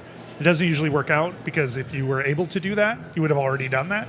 But there's definitely a time where you might switch gears into trying to create as many things that count as assembled as possible. So we just had paired pieces finish. Leslie Richardson and Jessica Chow. What was the team name? Paired pieces. Huh, paired pieces. All right. And I believe both Leslie and Jessica are in the individual finals already. So they're going to have a busy Sunday. Right. And we also just had, right now, who you're looking at on screen is Pieced Together, Elizabeth yeah. Forsyth and Richard Bueller. And so I believe that they're also going to be making it into the duo finals on Sunday. Yeah, how far down in the list are we? We're at probably 10 at this point, and top 13 move on, plus a wild card. The next person with our next duo. Oh, actually, no, this is duos. I'm such into my individuals track that I forgot that this is a straight top half move on. So top 20 move on. There's no wild card between these, and we have 2 heats of the pairs. It's just the top 20 in each will move on, and we'll have 40 folks in the finals, 40 teams. Yeah, and there's Leslie and Jessica, who are, it's like they're just enjoying being done, and they were looking at that pretty puzzle. I do like that we get a second angle on them. Yeah. Sometimes it can be beneficial to immediately debrief.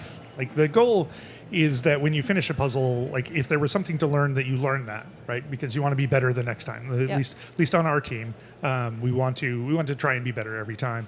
And so sometimes we'll debrief immediately. Like, all right, what was hard? What could we have done better? What were some of the things that worked well? Maybe we were positioned wrong. The wrong person was doing the wrong thing. Sometimes it's hard to get out of your head when you're doing, like, the heart, for example. You might want to just keep working on the heart, but your pieces, the rate at which you're putting pieces together drops off, and maybe you hung on to that too long. And so you need, like, we occasionally will ask each other to be like, just tell me that I've worked on this too long, right? And Tell me to move on. like, are you okay? Have you checked to see, like, have you put together a piece in a while? There's the mother-daughter team we were talking about earlier. So those kinds of things, capturing them while fresh, especially if you have the goldfish memory like I do. If you ask me about 10 minutes later, I'm not going to remember what went wrong and what went well. So it's often good to have that conversation right away. But usually you're just like, oh my God, can you believe we just finished that? It's just your emotional completion there. So right now we're looking at mother-daughter duo. That's correct? right. Yeah, these are the Gilkeys. Partners in puzzling, and daughter here, Sarah, is a youth winner. Yeah. I need to go hunt that down for real, because I don't want to spread vicious lies about her capabilities or who she is. She actually did quite well, though, in the individuals here as well. Yes. Yes. Regardless of what I know, yeah. she did well. Yeah. So, definitely did well. It looks like And, we got at least, I was going to say, we got another team here that, I believe that's Peace and Love. yeah, we just can't quite see the parts where they're really working, but you can see that they got a good chunk of it left, and now they're probably at the point where they're like, okay, try this here, try this here, try this here, try this here, repeat. Yeah, and it does look like quite a few of these pairs have left the blues for the end. So like we saw in the first puzzle of the individual preliminaries heat 1 today, where everyone left those windows to the end, it looks like quite a few of these pairs are leaving that blue to the end. Oh, that's okay. a great angle. Yeah, that's a much better See what angle. they have left.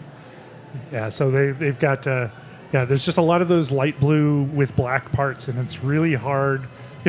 People who are elite level, they're able to kind of discern, to tell what the piece, like you can see there's blue with black, and there's a pretty stark edge between them. That's the kind of thing you look for, and like, okay, where's that edge likely to be? But when you don't have those obvious clues, it just comes down to, have you done enough pieces? Is your brain work the right kind of way to be able to identify that this fits over in with this collection as opposed to some other collection? And if you're like me and don't have those skills, then you're just down to brute force. Like you're just putting pieces in. And really, to me, the goal is just to keep the hands moving. Like you can sort of get a little bit of paralysis and stop. You just want to pick up and plug. If, So they need to move those two pieces there in the way. yeah, and that's that is a challenging thing that a lot of folks will want to leave pieces where they go in the middle of the puzzle, which can be a great choice. But you have to, especially in a pairs and teams, you have to be working with other people who work well in that scenario. And you have to keep in mind that people are going to be moving your pieces around, right? And so if you what I call dead reckon, you put a piece right where you think it goes, somebody else may be working in that same area and move it around, and it may start drifting There around. we go. She found it. It wasn't even on Nice. that side. So- So I do have a puzzler who I puzzle with quite frequently who likes to do that. I will not name them, and it's not my husband. I will Is it just, your mom? No, I'm not going to say. Okay, fair. But and it's like just random pieces everywhere, and they know where it's going to go. But for others who are puzzling with them, it's quite challenging. Yeah, and I think I forget who it was on earlier, was talking about how moving from an individual, I think it may have been Joyce, moving from a casual puzzle mentality to a Yes. performance Yes. puzzle mentality means making different choices. Yes. And moving from individuals to pairs also means making different choices. You have to accommodate for the fact that somebody else is trying to do things, they have their own goals as part of your team goal to try and accomplish something, and you need to both get your job done and not impede them, right? Yep. And that's going to mean that sometimes you're going to do an edge when you don't want to do an edge. You're going to sort when you don't want to sort. You're going to have to move your pieces out of the way because that's causing somebody else grief. It's a trade-off. Getting right down to it. Yeah, it looks like they're just about done. And here's some hands.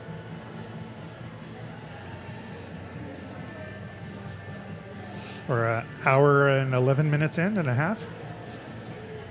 Partners in puzzling are just about done. We got about 10 people finished at this point. So I would say, given that, we still have quite the number of people out there puzzling, that we'll have quite a few people going left when time runs out.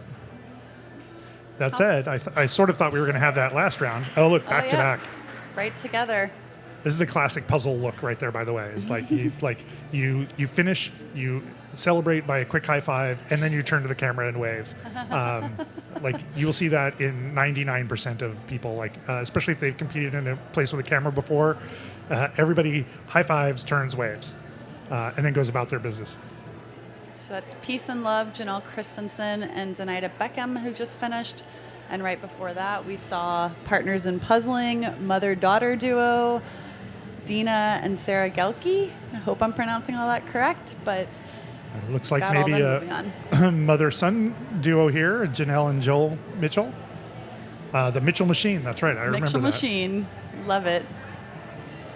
Looks like they're quite the machine as well.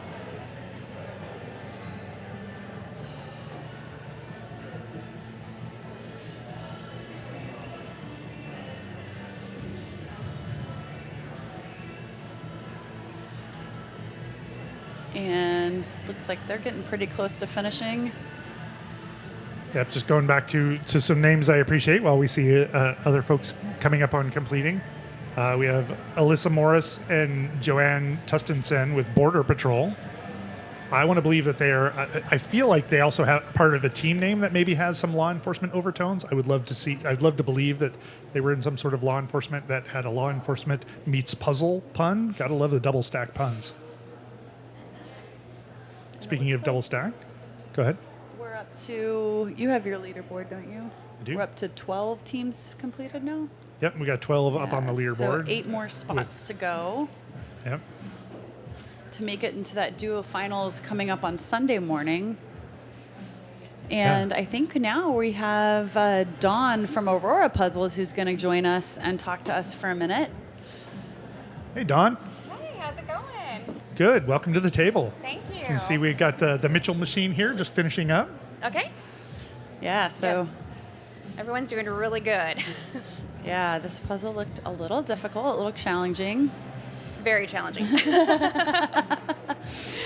When they opened up the box, I was like, oh my goodness, stained glass. Yeah, definitely Beautiful puzzle, though. beautiful. I mean, Rob and I have just been sitting here in silence every once in a while because we just get mesmerized watching the Yeah. the puzzlers complete We it. are making the best live stream content. There you go. There you go. It's very entertaining. That's why they invited us. There we go. Oh, there we All go. right, cool. Nice. Great job. All right, Dawn, thanks for joining us. Yeah, thanks for having me. For anyone who doesn't know about Aurora Puzzles, tell us a little bit about y'all. Okay, sure. So I'm bred Alaskan, and sorry, Uh-huh. I'm kind of short here. Yeah. There we go. Oops. Yep, Is that better? probably. Okay. So I've lived in Alaska my whole life. I've been very active, very avid skier, bicyclist, you name it. I've done everything, fishing, hunting, all that good stuff. So back in 21, I had a pretty big injury. Left me kind of down and out for a long time. I couldn't drive. I couldn't walk for several months. Oh, wow. And my best friend, who's sitting over there in my booth, she happened to be up in Alaska visiting me, and she threw a puzzle in my lap. And then I'm here Rest is now. history. Yep. So I quit my corporate job and opened up my own puzzle company. Wow. So all the puzzles are designed by Alaskan artists. So they're all like original paintings. I've got 6 puzzles in this collection by 2 different artists. So this one's by Callie Leonard. This is Evangeline. And then this one's by Dawn Garrity, and this is called True Love. I just love these. They're so beautiful. They're really Thank pretty. you. Yeah. And I've got 2 new artists and 4 new images coming in the fall. Great. Yeah, That's so super exciting. thank you. Yeah. So, do you speed puzzle yourself, or are you just more of the casual puzzler? I am definitely the casual puzzler. I do it for mental clarity and kind of like my zen of the day, and to just calm my nerves, and kind of it really helped me get through like my trauma when I really was in the puzzling. Now I'm focused more on the business and how I can push things forward and to help other people overcome other things that they're going through in their life too. I love that. So how does the act of putting together a puzzle create clarity for you? I hear a lot of people say that as a person who comes at it from a let's finish the puzzle perspective. Yeah, so for a long time, that's really all I could accomplish. You know, I couldn't run errands anymore. I couldn't Right. do the dishes. I couldn't make dinners. You know, all But the you things can make that. some order out of some chaos in puzzles. Yeah, my husband had to do everything from. It's just unbelievable how far I've come during all of this. But puzzling was the one thing I could accomplish on my own. But for me, you know, when you're having a stressful day, I'll just get a puzzle. I always have a puzzle on the table anyway. So I'll just go over there and puzzle, and all my worries are just gone. I could just put everything aside and. It's just focused on finding the pieces, placing the pieces. Right, and you can. I mean, everything else that's going on in my life, small or big, is just gone.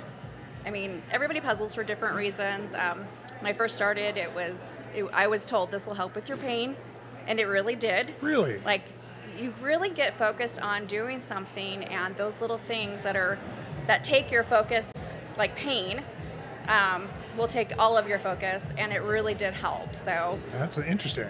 yeah, so I try to tell people that this is why I got into it. I used to have a corporate job. Ugh. This is a lot more fun. So yeah. I love it. How do you find your artists? So I've lived in Alaska my whole life. So some of them I've met through we have First Fridays. I'm sure a lot of towns have First Fridays. So I tend to go to a lot of those events. My first artist I worked with, Dawn Garrity, I actually went to high school with her. Oh, cool. That's great. She graduated a couple years ahead of me, but she was like on board immediately. When I met Callie, she was like, where do I sign before I could even get everything else out? And now the artists just kind of come to me. I've got a bunch that are very interested, and so my goal is to have new artists every 6 months and continue to, highlight these Alaskan artists as much as I possibly can. And are they making art for specifically the puzzle, or are you taking art that they have and turning them into puzzles? Turning them into puzzles. So these are all original paintings. I don't want to do any AI or graphics or anything like that. So they're Right. original paintings, and I work with them on a limited license agreements so that I can turn their images into these beautiful puzzles. Right. And do I recall correctly that they get a share? Yes. Of yes. the work yeah. that- So yeah. every purchase goes towards the artist as well. That must be great. Yeah. And one last question. Sure. So for people who are maybe watching this and are not in Alaska, is there a way for them to get your puzzles? Yep, just go to aurorapuzzles.com. Awesome. So if you would like to try her beautiful puzzles, aurorapuzzles.com. Yes. Thanks Great. so much, Dawn. Thank you. Yeah, thanks for sharing. No problem. Thanks for having me. Right. All right. And I think we maybe had one or two teams finish Yeah, while I we were saw talking a couple to go by. Dawn. Looks like we're right on the edge of finishing one here.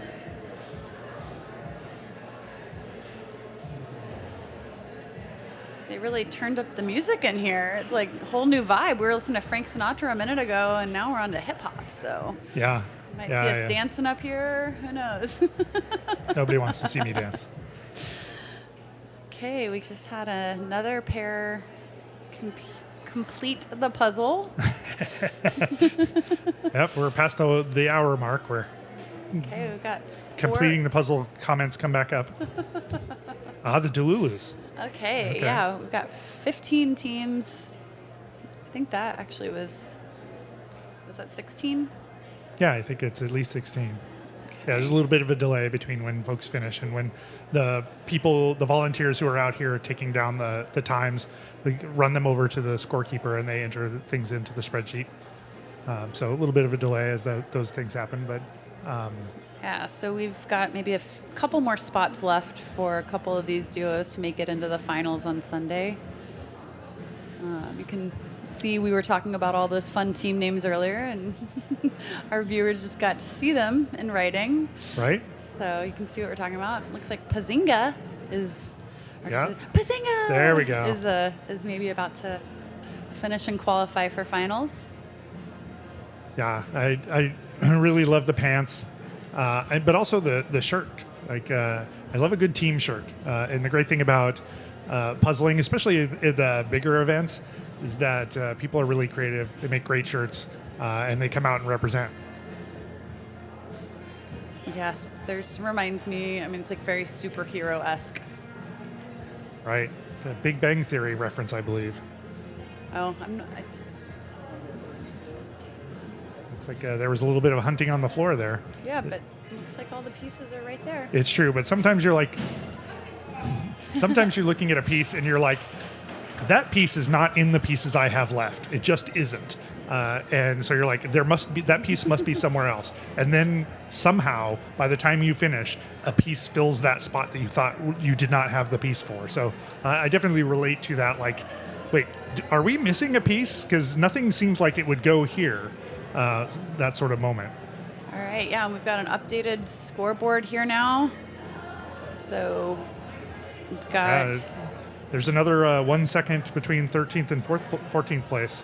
wow, incredible. Yeah, every second counts. I put pants on for this. We're just 7 seconds behind the piece droppers. Yeah, great to see so, that. So close right there. So it looks like we may only have 2 spots left with Pazinga That's just right. finishing. That's right. We have still a fair amount of the field left. I can't remember. I think we have 40 people in this round. 40 pairs, sorry. I think we did. Yeah, I think we did have So 40 pairs. we still have, by Okay. that count, about 20 plus pairs still out there. Yeah, got a ways to go. Oh, Puzzle so- Republic, they're looking like they're pretty close. Yeah, I love that they are last minute entries by as indicated by the handwritten sign there, and of course they're the Puzzle Republic, who is here on site selling exciting puzzle accessories. Yeah, so if you are enjoying their puzzling clothing, those leggings are just fabulous, and also very red, white, and blue. Go USA. Yeah, I love that themed, they're perfect for the Olympics. themed, both of them. Yeah, but if you're enjoying that, then you can definitely check out their gear. They do sell it. Now, you can just sort of see it in the background. There's a woman with her leg up on a chair. Yep. And I think this is called peg legging. This is something that Andrea Peng told me about. But I watched her in various competitions, and she and some of her partners all stand up like that. And it's a great way, actually, of relieving some of the pressure on your back for long haul stand-up competitions. I've never been able to manage that particular thing, but I do see that a fair number of people at the high level. Yeah, exactly. Here we go.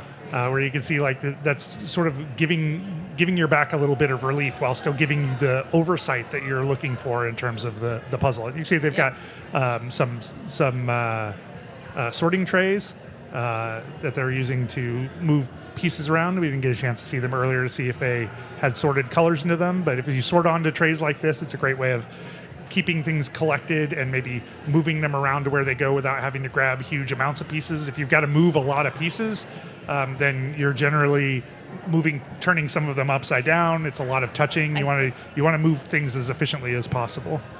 And I think that might be it for the finals qualifications. We'll know here in a minute. Is Pazinga was 18th. Was that Perpetually Puzzled or Completely Puzzled? Or no, Perpetually Puzzled who just came in, who just finished. Yeah, you've got the magic lookup stuff. So let's see. That is Emily Frost and Lorelei Marquardt, I think, who just finished. This is great. If you look at they've got a puzzle stand, right? Yep. And that kind of puzzle stand does two things. You can slide the box into the front, and it'll hold the box top, or it's built to hold a poster where you can see they've got this Cheerios box back. Yep. But I suspect that they must have known, they must have done this before because they're using this Cheerios box back to support a relatively less rigid, poster. Yep. So that is not just being prepared, but being knowledgeably prepared. Yes. Yeah, and they're using like that thicker poster board instead of trays with sides. Yeah. I wonder if their trays are double-sided. Sometimes we see like white and black. I think these are just white. But you would have that so that if you have a lot of white pieces, you don't want them to be sort of invisible on your background, so you'll flip them over to the black side and vice versa. You want them to stand out a bit more. You were talking, I think, the last heat about your own solution to this exact problem. Yeah. Want to tell us a little bit about that? Yeah, so I'm a sorter. I've always been a sorter. Really? And, for me, just when I talk to people, like I think Sarah Schuler is a very, very fast puzzler, but she doesn't sort at all. I'm going to pause you right there because that's the rest of my team. And I think that they will be unhappy to learn that they just finished under the 20th place. Yes. And they just missed it too. They just missed it, yeah. So that's Rachel Shields on the right and Tiffany Scott on the left, celebrating. And Rachel Shields is wearing some nifty Peace Talks swag. So if you're interested in Peace Talks podcast, she's representing for the team, which I appreciate. So go them. Sorry, I just needed to. I was particularly invested in that, so I needed to jump in there. You're good. All right, but you were talking about the what I think is a great. I think it's indicative of you and perhaps your husband as well as just like inveterate problem solvers. Like you saw a problem and you're like, okay. So we were sorters and we tried a ton of different puzzle sorters already on the market. But the thing that was frustrating to me in the space that we had to puzzle in was just the shape of them and the size of them. It was really inefficient to lay them out and be able to have them spaced on our table around the puzzle while you're puzzling. And also the number of trays that it was provided wasn't enough for me to be able to sort into enough different buckets or piles. And so we ended up creating our own puzzle sorters. It's called The Puzzle Sorter. Easy to remember. And it's hexagonal shaped. So when you lay them out, they actually kind of like fit together around your puzzle. You can, which is to me a lot more efficient than a straight edge, or the round ones to me were like the least efficient of all. Yeah. And we also made them orange. They're like bright orange. Oh yeah. Which is great for different colored pieces. They the pieces stand out really well against them. We had tried like blue and white and a bunch of different colors that just really didn't work so well for a lot of the different colored puzzles. That was like one of the things that when we weren't really finding something in the market that worked so well for us, we went out and made it. And yeah, if y'all are out there wanting to try out a puzzle sorter, check ours out. You can find it at completingthepuzzle.com, and then under accessories, we sell our puzzle sorters. It's amazing. I just love that. Again, it's an indicator of like how you guys think about things. It's like, well, this is a problem. Why don't we just solve this problem? We could do that. I'd be like, this is a problem. All right, well, I guess I'm doing something inferior, and you're like, nope, we'll just make it happen. Yeah, the other half of my team, which is my team is Flippin' Pieces. So that was Flippin' Pieces Part 1. They came in 22nd, so just below the cutoff, unfortunately. Oh, that's heartbreaking. Yeah. Oh. They missed the cutoff by 20 seconds. Is that what it was? Is that? Oh, I thought you just said that. No, they were 22nd. Oh, 22nd. I thought you Yeah. said they came in. No. Sorry, they really turned the music up in here, so. It looks like they were a good 2 minutes back. Okay. I feel like if you're like 20 seconds, that would be pretty heartbreaking. 2 minutes is a little less so, maybe? Right. There's no amount of opening the box faster that was going to make up for that. No. Yeah. All right. Yeah. The worst is when you do something that, like, you accidentally dump part of the puzzle on the floor or something like that. That costs you real time. That is your fault. Yes. And that makes the difference. Those are the hard ones. Yes. Let's see. Puzzle Storm. They're the ones that you're seeing on your screen right now. They just finished. Oh yeah. Yeah. Don't know if it's a husband and wife or. It's the Allison and Ryan Stormo Yeah. team that we were talking about earlier. I'm gonna go out on a limb and say it's a husband and wife, but Some brother and sister is going to be really weirded out by that now. yeah. So Oh, yeah. yeah, we're all the way down to 25 duos complete now. Got Border Patrol down there, which I enjoy. As I mentioned before, Hot Mess Express. Love that. Yep. Flippin' Pieces Part 1, which is your half of the team. I feel like squirrely puzzling is something that there's a story behind. Best absolute puzzlers. So one quick note on squirrely puzzling, Lori, when asked what she does when she's not puzzling, she answered, I don't understand the question. I enjoyed Andrea Peng's, like, one of the questions that was asked is like, what's a fun fact about you? And they're like, speed puzzling is usually my fun fact. Okay, fair enough. Double parked.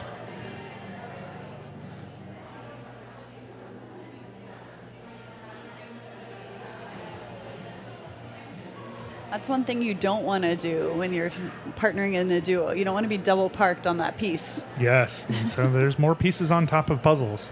I know that there are teams who just forbid that. It's like they've had some experiences. That's a hard no. You're just not allowed to do that. Yeah, no, that's a hard no for me. Yeah, it's too easy for them to get lost in there. We got a team named The Jig Is Up, which I feel like is a classic Jigsaw puzzle pun. But then we've got Kristen Hofflin and Audrea London for London Bridges. Solid name pun. Great. We have the practically perfect puzzlers compared to the absolute best puzzlers from earlier. Completely puzzled. The Puzzling Pixies. I wonder how they're doing. We were talking about them earlier. Pepe Le Puz, which is I know there's a local team that competes in our local puzzling league. Yeah, there's Completely Puzzled.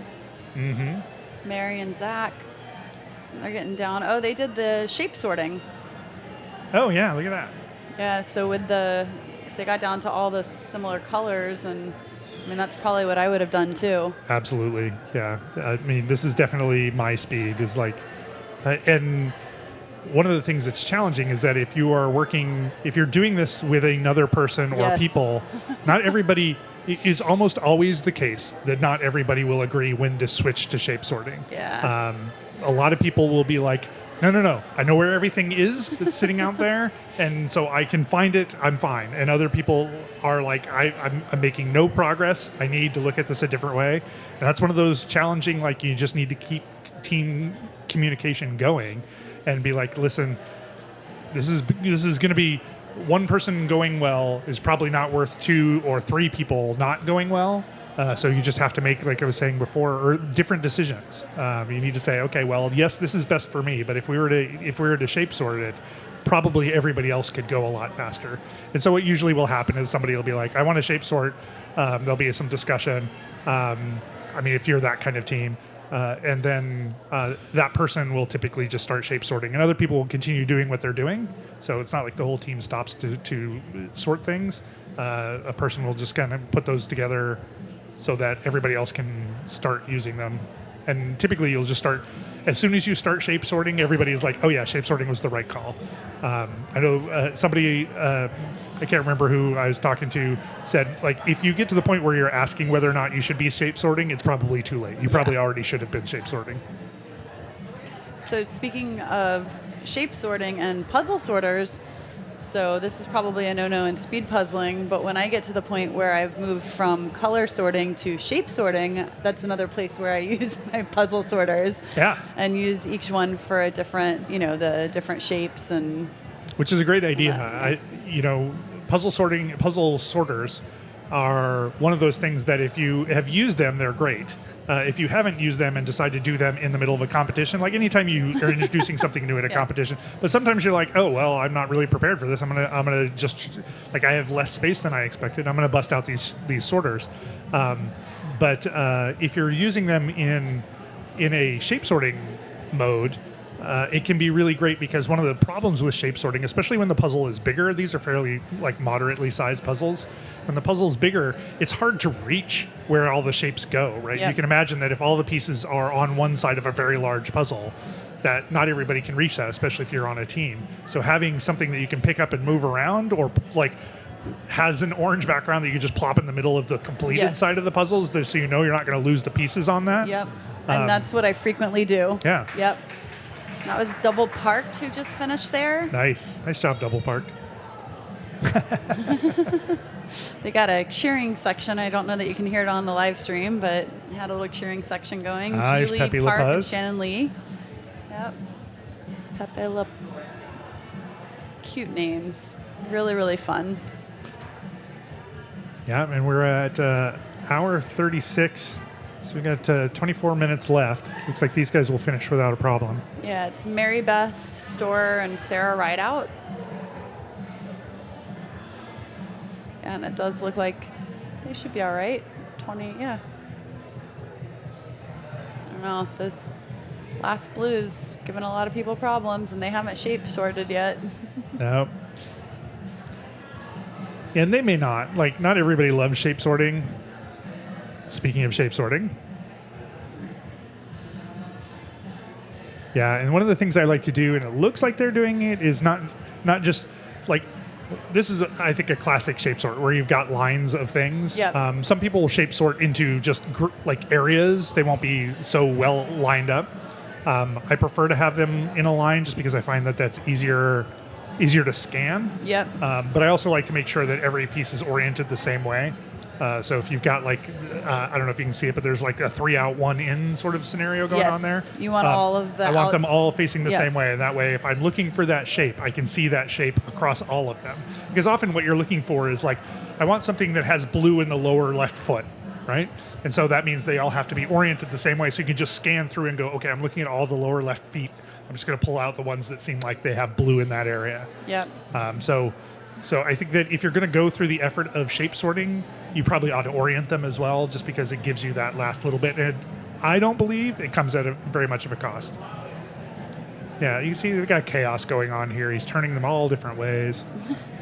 So we have Holy Ashwan, it looks like, who is just about to finish. They're not on the screen yet, but it looks like they are coming up and maybe going to finish. So it does look like we're going to have a decent number of teams that get to finish before the 2 hours is up. We're just over 20 minutes left in this duo preliminary heat 1. Well, as a member of a team who's typically just looking to finish in the time, I root for all of them to be at least to finish in the time, because we're often just we're not going to be the winners.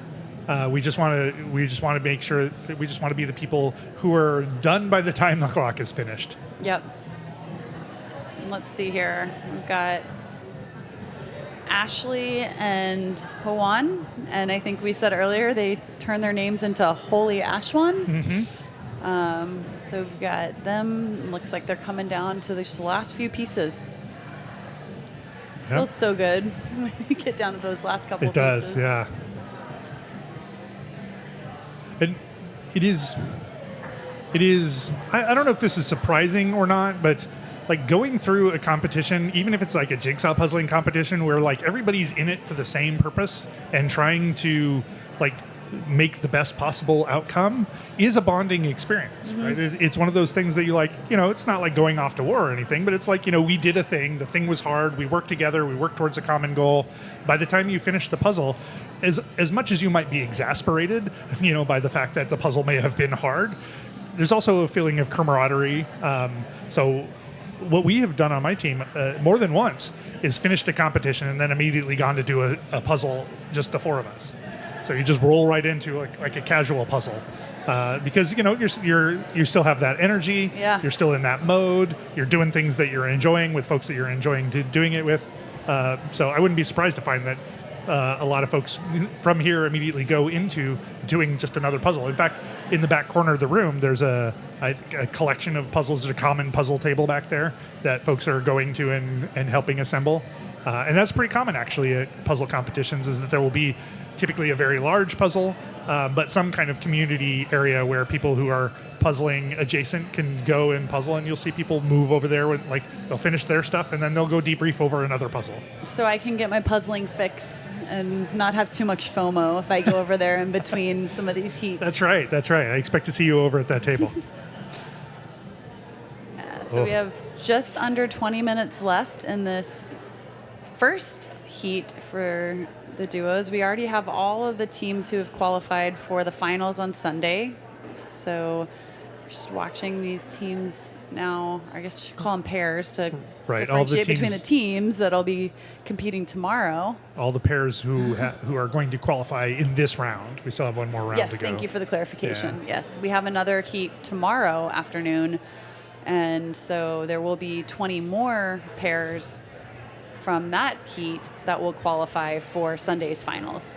Yeah, and that looks like it's going to be a good time. I think that we've got a lot of great pairs who are going to be highly qualified there, slugging it out. I like pairs.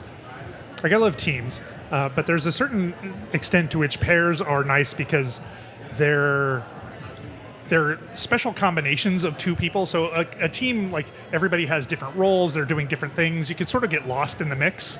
Pairs, and obviously an individual is just you against the puzzle, but pairs is like the most stripped down version of a team where you can really see like what is the additive performance of two people working on a thing. So if you're looking at a team that is typically doing an amazing job all the time, it's nice to see the split off into parts and see how those parts do all on their own.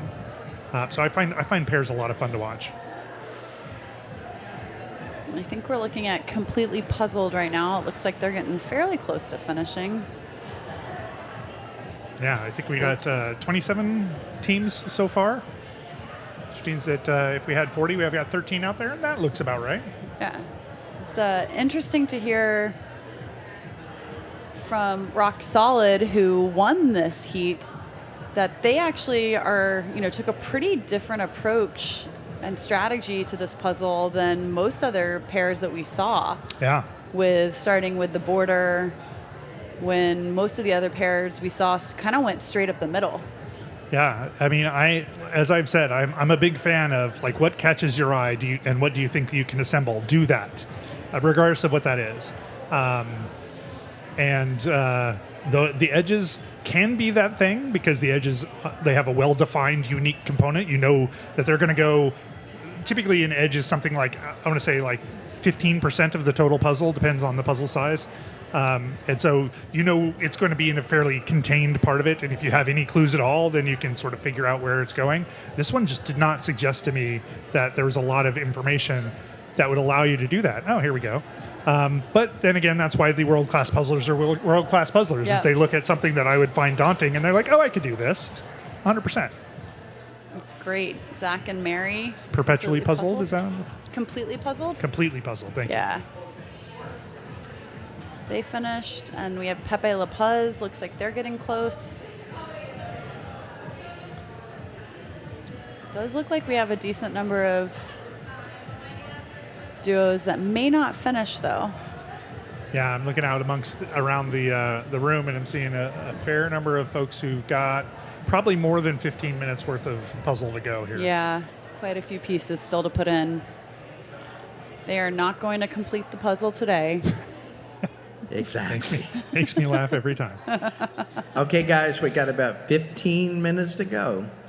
15 minutes to go. Nothing to make you more nervous than the official announcement That's over right. the loudspeaker. One of the things that you see from time to time, and it's not, is that the time will be called, and then you see this mostly in casual things, and people will just keep going. They're like, Yeah, because you have to complete the puzzle. you got to get your pieces counted, so you do have to stop for Sure. that.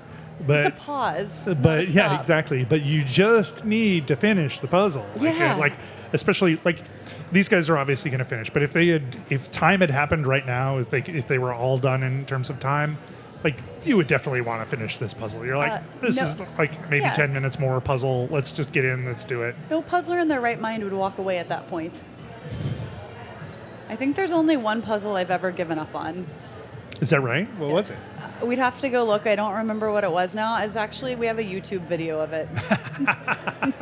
What kind of? What was the general? I'd have to go look. Was it, Honestly, Rob, it was like 3 years ago. was it like an abstract or an animals? I know you keep telling me you don't know, but I'm just going to keep asking you. There's been so much life and so many puzzles since then.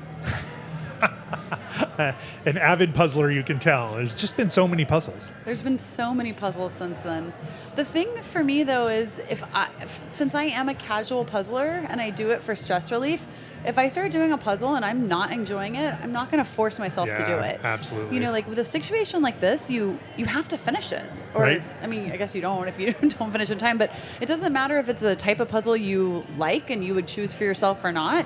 When you open that bag, whatever that puzzle is, you're doing it. And Yeah. for me, being a casual puzzler, I have the luxury of choosing whether or not I actually want to do a puzzle. Although now I 100% want to go to a competition and open the box and be like, nope, and say just really loud, no, we're not going to do this one, and walk away. Nope. We just made a choice. We don't like it. Not my style. Here's the no-name puzzlers. I love that they're here representing San Francisco. The 49ers, they're all decked out in the gear.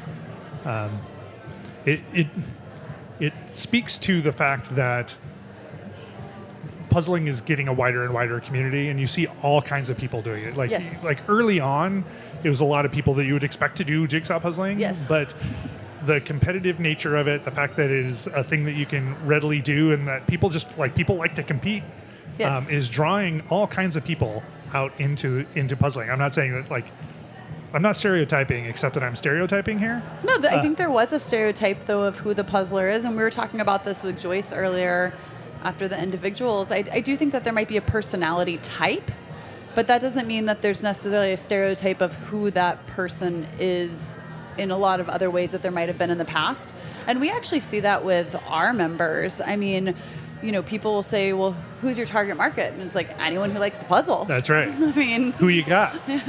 And I think there's a misconception that it's going to be, older women or something like that. It's like Yeah. your grandma. No, you'd be shocked. We actually have a number of college students who get subscriptions and have them mailed to their dorms, and then they reach out and they're like, well, I'm moving for the summer. I need to change my address because I'm moving out of my dorm, Yeah. which is super fun. I can echo that entirely, is that there has not been a time in our relatively recent competitive history, which goes back to all of 2022, where we haven't noticed that the group of people who are participating are not the group of people you would have thought. Everybody thinks that it is older women who are participating, and almost half the people at any competition are under 30. And the ones who are winning. Absolutely. Like Alice Rowe, 19. Yeah, very young. Yeah. Oh, looks like they're finishing. Let's see, who is that? Oh no. Yeah, they don't have a name on their little name tag there. My screen locked. Let's see if we can get them up real quick. It's table are we? 39, I think. Oh, no. They might be a late ad. I don't have them on our list. Yeah, because I think you're right. They're table 39, which is Yep. blank. Good job, But blank people. Great job. That would explain why they don't have a name tag on their little name Yep. tag holder. Great job, though. Back to And Pepe Le Puz. we also, while we were talking, the No Name Puzzlers did finish. So Yeah. that team in the San Francisco gear, the 49ers gear, That's right. Finished 29th at an hour, 47 minutes, and 50 seconds. and it looks like Pepe Le Puz is going to finish in time as well, with just over 10 minutes left in this duo preliminary heat 1. Yeah, Pepe Le Puz, I just wanted to double check, is definitely they're a local team. I hear their names all the time. I just want to make sure I wasn't misremembering it. But they've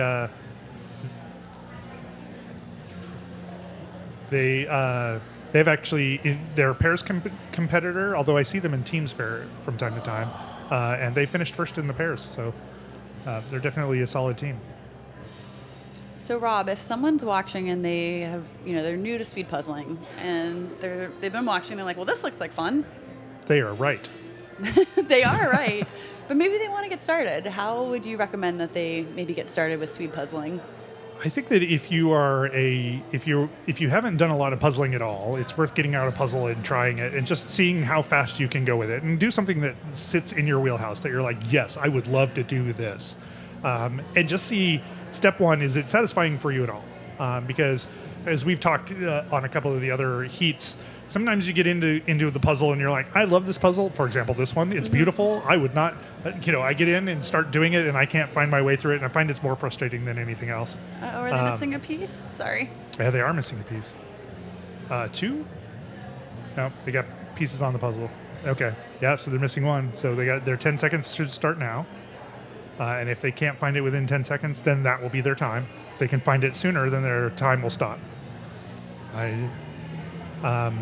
But if you're interested in doing speed puzzling and you've tried out the puzzles, I would definitely recommend going to, like, if you've got a local puzzling community. So like Minnesota has famously some bar. Sarah Schuler runs some bar competitions in Minnesota. Portland has the Portland Puzzling League. I think that several places in California have a pretty strong community you can go and attend at a relatively casual engagement. But if that's too much for you, or you just want to try it sooner than those events are happening, I would definitely recommend doing an online puzzle competition through speedpuzzling.com or through the U.S. Jigsaw Puzzling Association, or now, if you're not in the United States, there's the Euro Jigsaw Jam. And those are all ways to get a puzzle mailed to you in advance. It comes in a container you open when you're on camera. You basically put your computer or phone to join a live stream, like a Zoom call, and then you open the puzzle once the person in charge of it says go, and then you start doing the puzzle just like they do here, but you're doing it in the comfort of your own space. If that's important to you, there's nobody else watching, so you're not having a lot of extra pressure. It can be a really great way of getting started, and a lot of people have gotten started that way. They're like, I think that I could really enjoy this, and then they go out and try a virtual competition and they're like, oh yeah, this is a lot of fun, I definitely want to do that. And all kinds of people who like the elite level puzzlers, they're also doing online puzzling as well, because there's just more opportunity to puzzle that way. They come more often. So I would recommend that as the next step. If you're like, if you are the kind of person who wants to try it, you've given a go with a puzzle and you're like, yeah, I can speed run this thing, and you don't have something in your area, hop online. But if you do have something in your area and that's the kind of thing you're willing to do, it's a great community. Everybody you will meet, I've not yet met any exceptions, is a great person. They're inviting. They want to help. They will give you tips if you want tips. They will let you join their team if they're one short and you're the only person. They will do everything to try and make you feel at home. So it is. If you can do it in person and that's the kind of thing that appeals to you, you should give it a try. Yeah, and if you want to try out some different puzzles at home, you can actually scan that QR code in the corner, and it's a special offer for those watching the live stream today. And it is a 4 puzzle pack of puzzles that would be shipped to you. And that would be an opportunity also for you to get to try some different puzzles. And I think you were mentioning see what you like, and you could time yourself on some different puzzles and kind of see what you like. So that might be a good opportunity. Yeah, and if you have the superpower of being absolutely forgetful like I am, then you can order a puzzle from completing the puzzle. You can put things into your list, and if you forget what's in your list, then something shows up. Then you're in speed puzzle mode, right? Like you don't know what's in the bag. You can open the bag and start a timer, and away you go. So I love it from that perspective. Completely new. So we're watching I Got One right here. It looks like they That's not how you say it. I got one. There we go. It did look like they were really having Puzzled a about little trouble. everything. Somebody's got some shirt game going on. All right. I'm guessing that's their Instagram handle I'm as guessing well. that's right, yeah. I think they're going to have a little bit of trouble getting over the edge here. I think they're not quite going to make it. How many do we have? We're still at a good 8, something like that.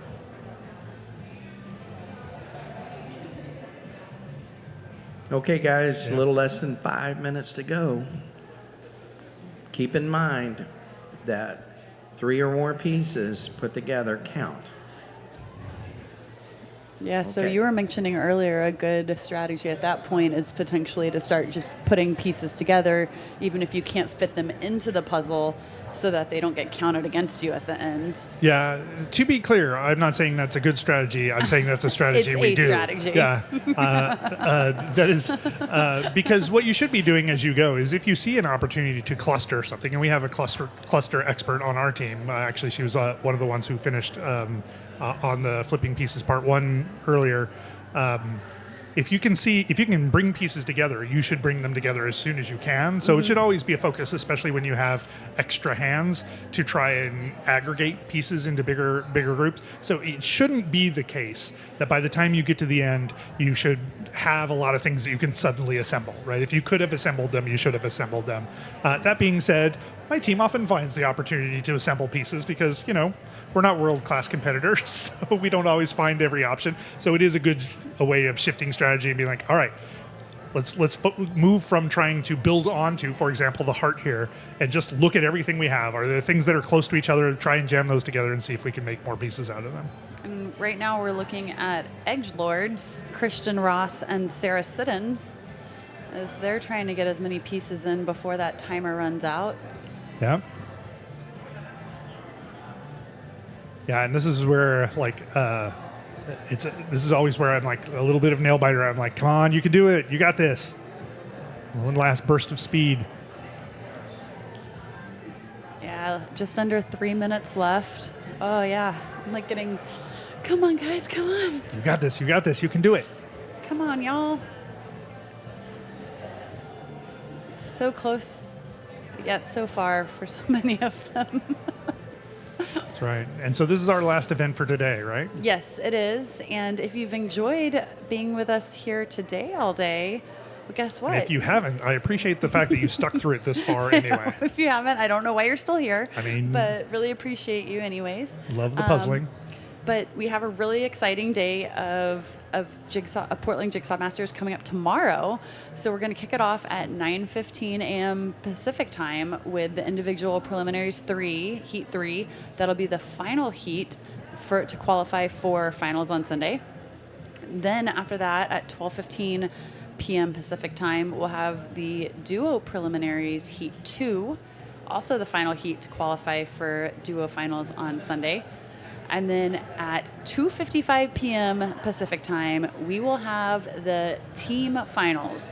So definitely something to look out for tomorrow. I would also say tomorrow in both the individual prelims and the duos, we have some pretty big names. So should be some pretty exciting heats to watch. Can't wait to see that duo. So we have the Reuter sisters in that, as well as Sarah and Becca. So it should be really fun to watch that duo. So definitely join us. And then on Sunday, come back for the duo finals at 9:15 a.m. Pacific time and the individual finals at 11:55 a.m. Pacific time. So really, really fun weekend of puzzling coming up. And we hope you'll join us. We've been doing this for, 6-8 hours, and I'm still super pumped for the time to come. Yeah. So we can't wait to see you all tomorrow and hope you have had so much fun. Thank you for joining us here at Portland Jigsaw Masters. And we have about 30 seconds left, just over. And then we will see you back here tomorrow morning. Come on, practically perfect puzzlers. You can do it. You can do it. One more piece. Okay, guys, 30 seconds. 30 seconds. No pressure. No pressure, puzzlers. And you see that this doesn't phase them at all. They're just like, yep, we're going. We're doing our thing. If you guys will all just clear out the building for the next couple hours, we'll continue finishing this up. Yep. So 10 seconds All right, left. guys, we're going to final countdown here. 5, 4, 3, 2, 1. That's it. And All right, that's hands gonna up. Wrap it up for us here today.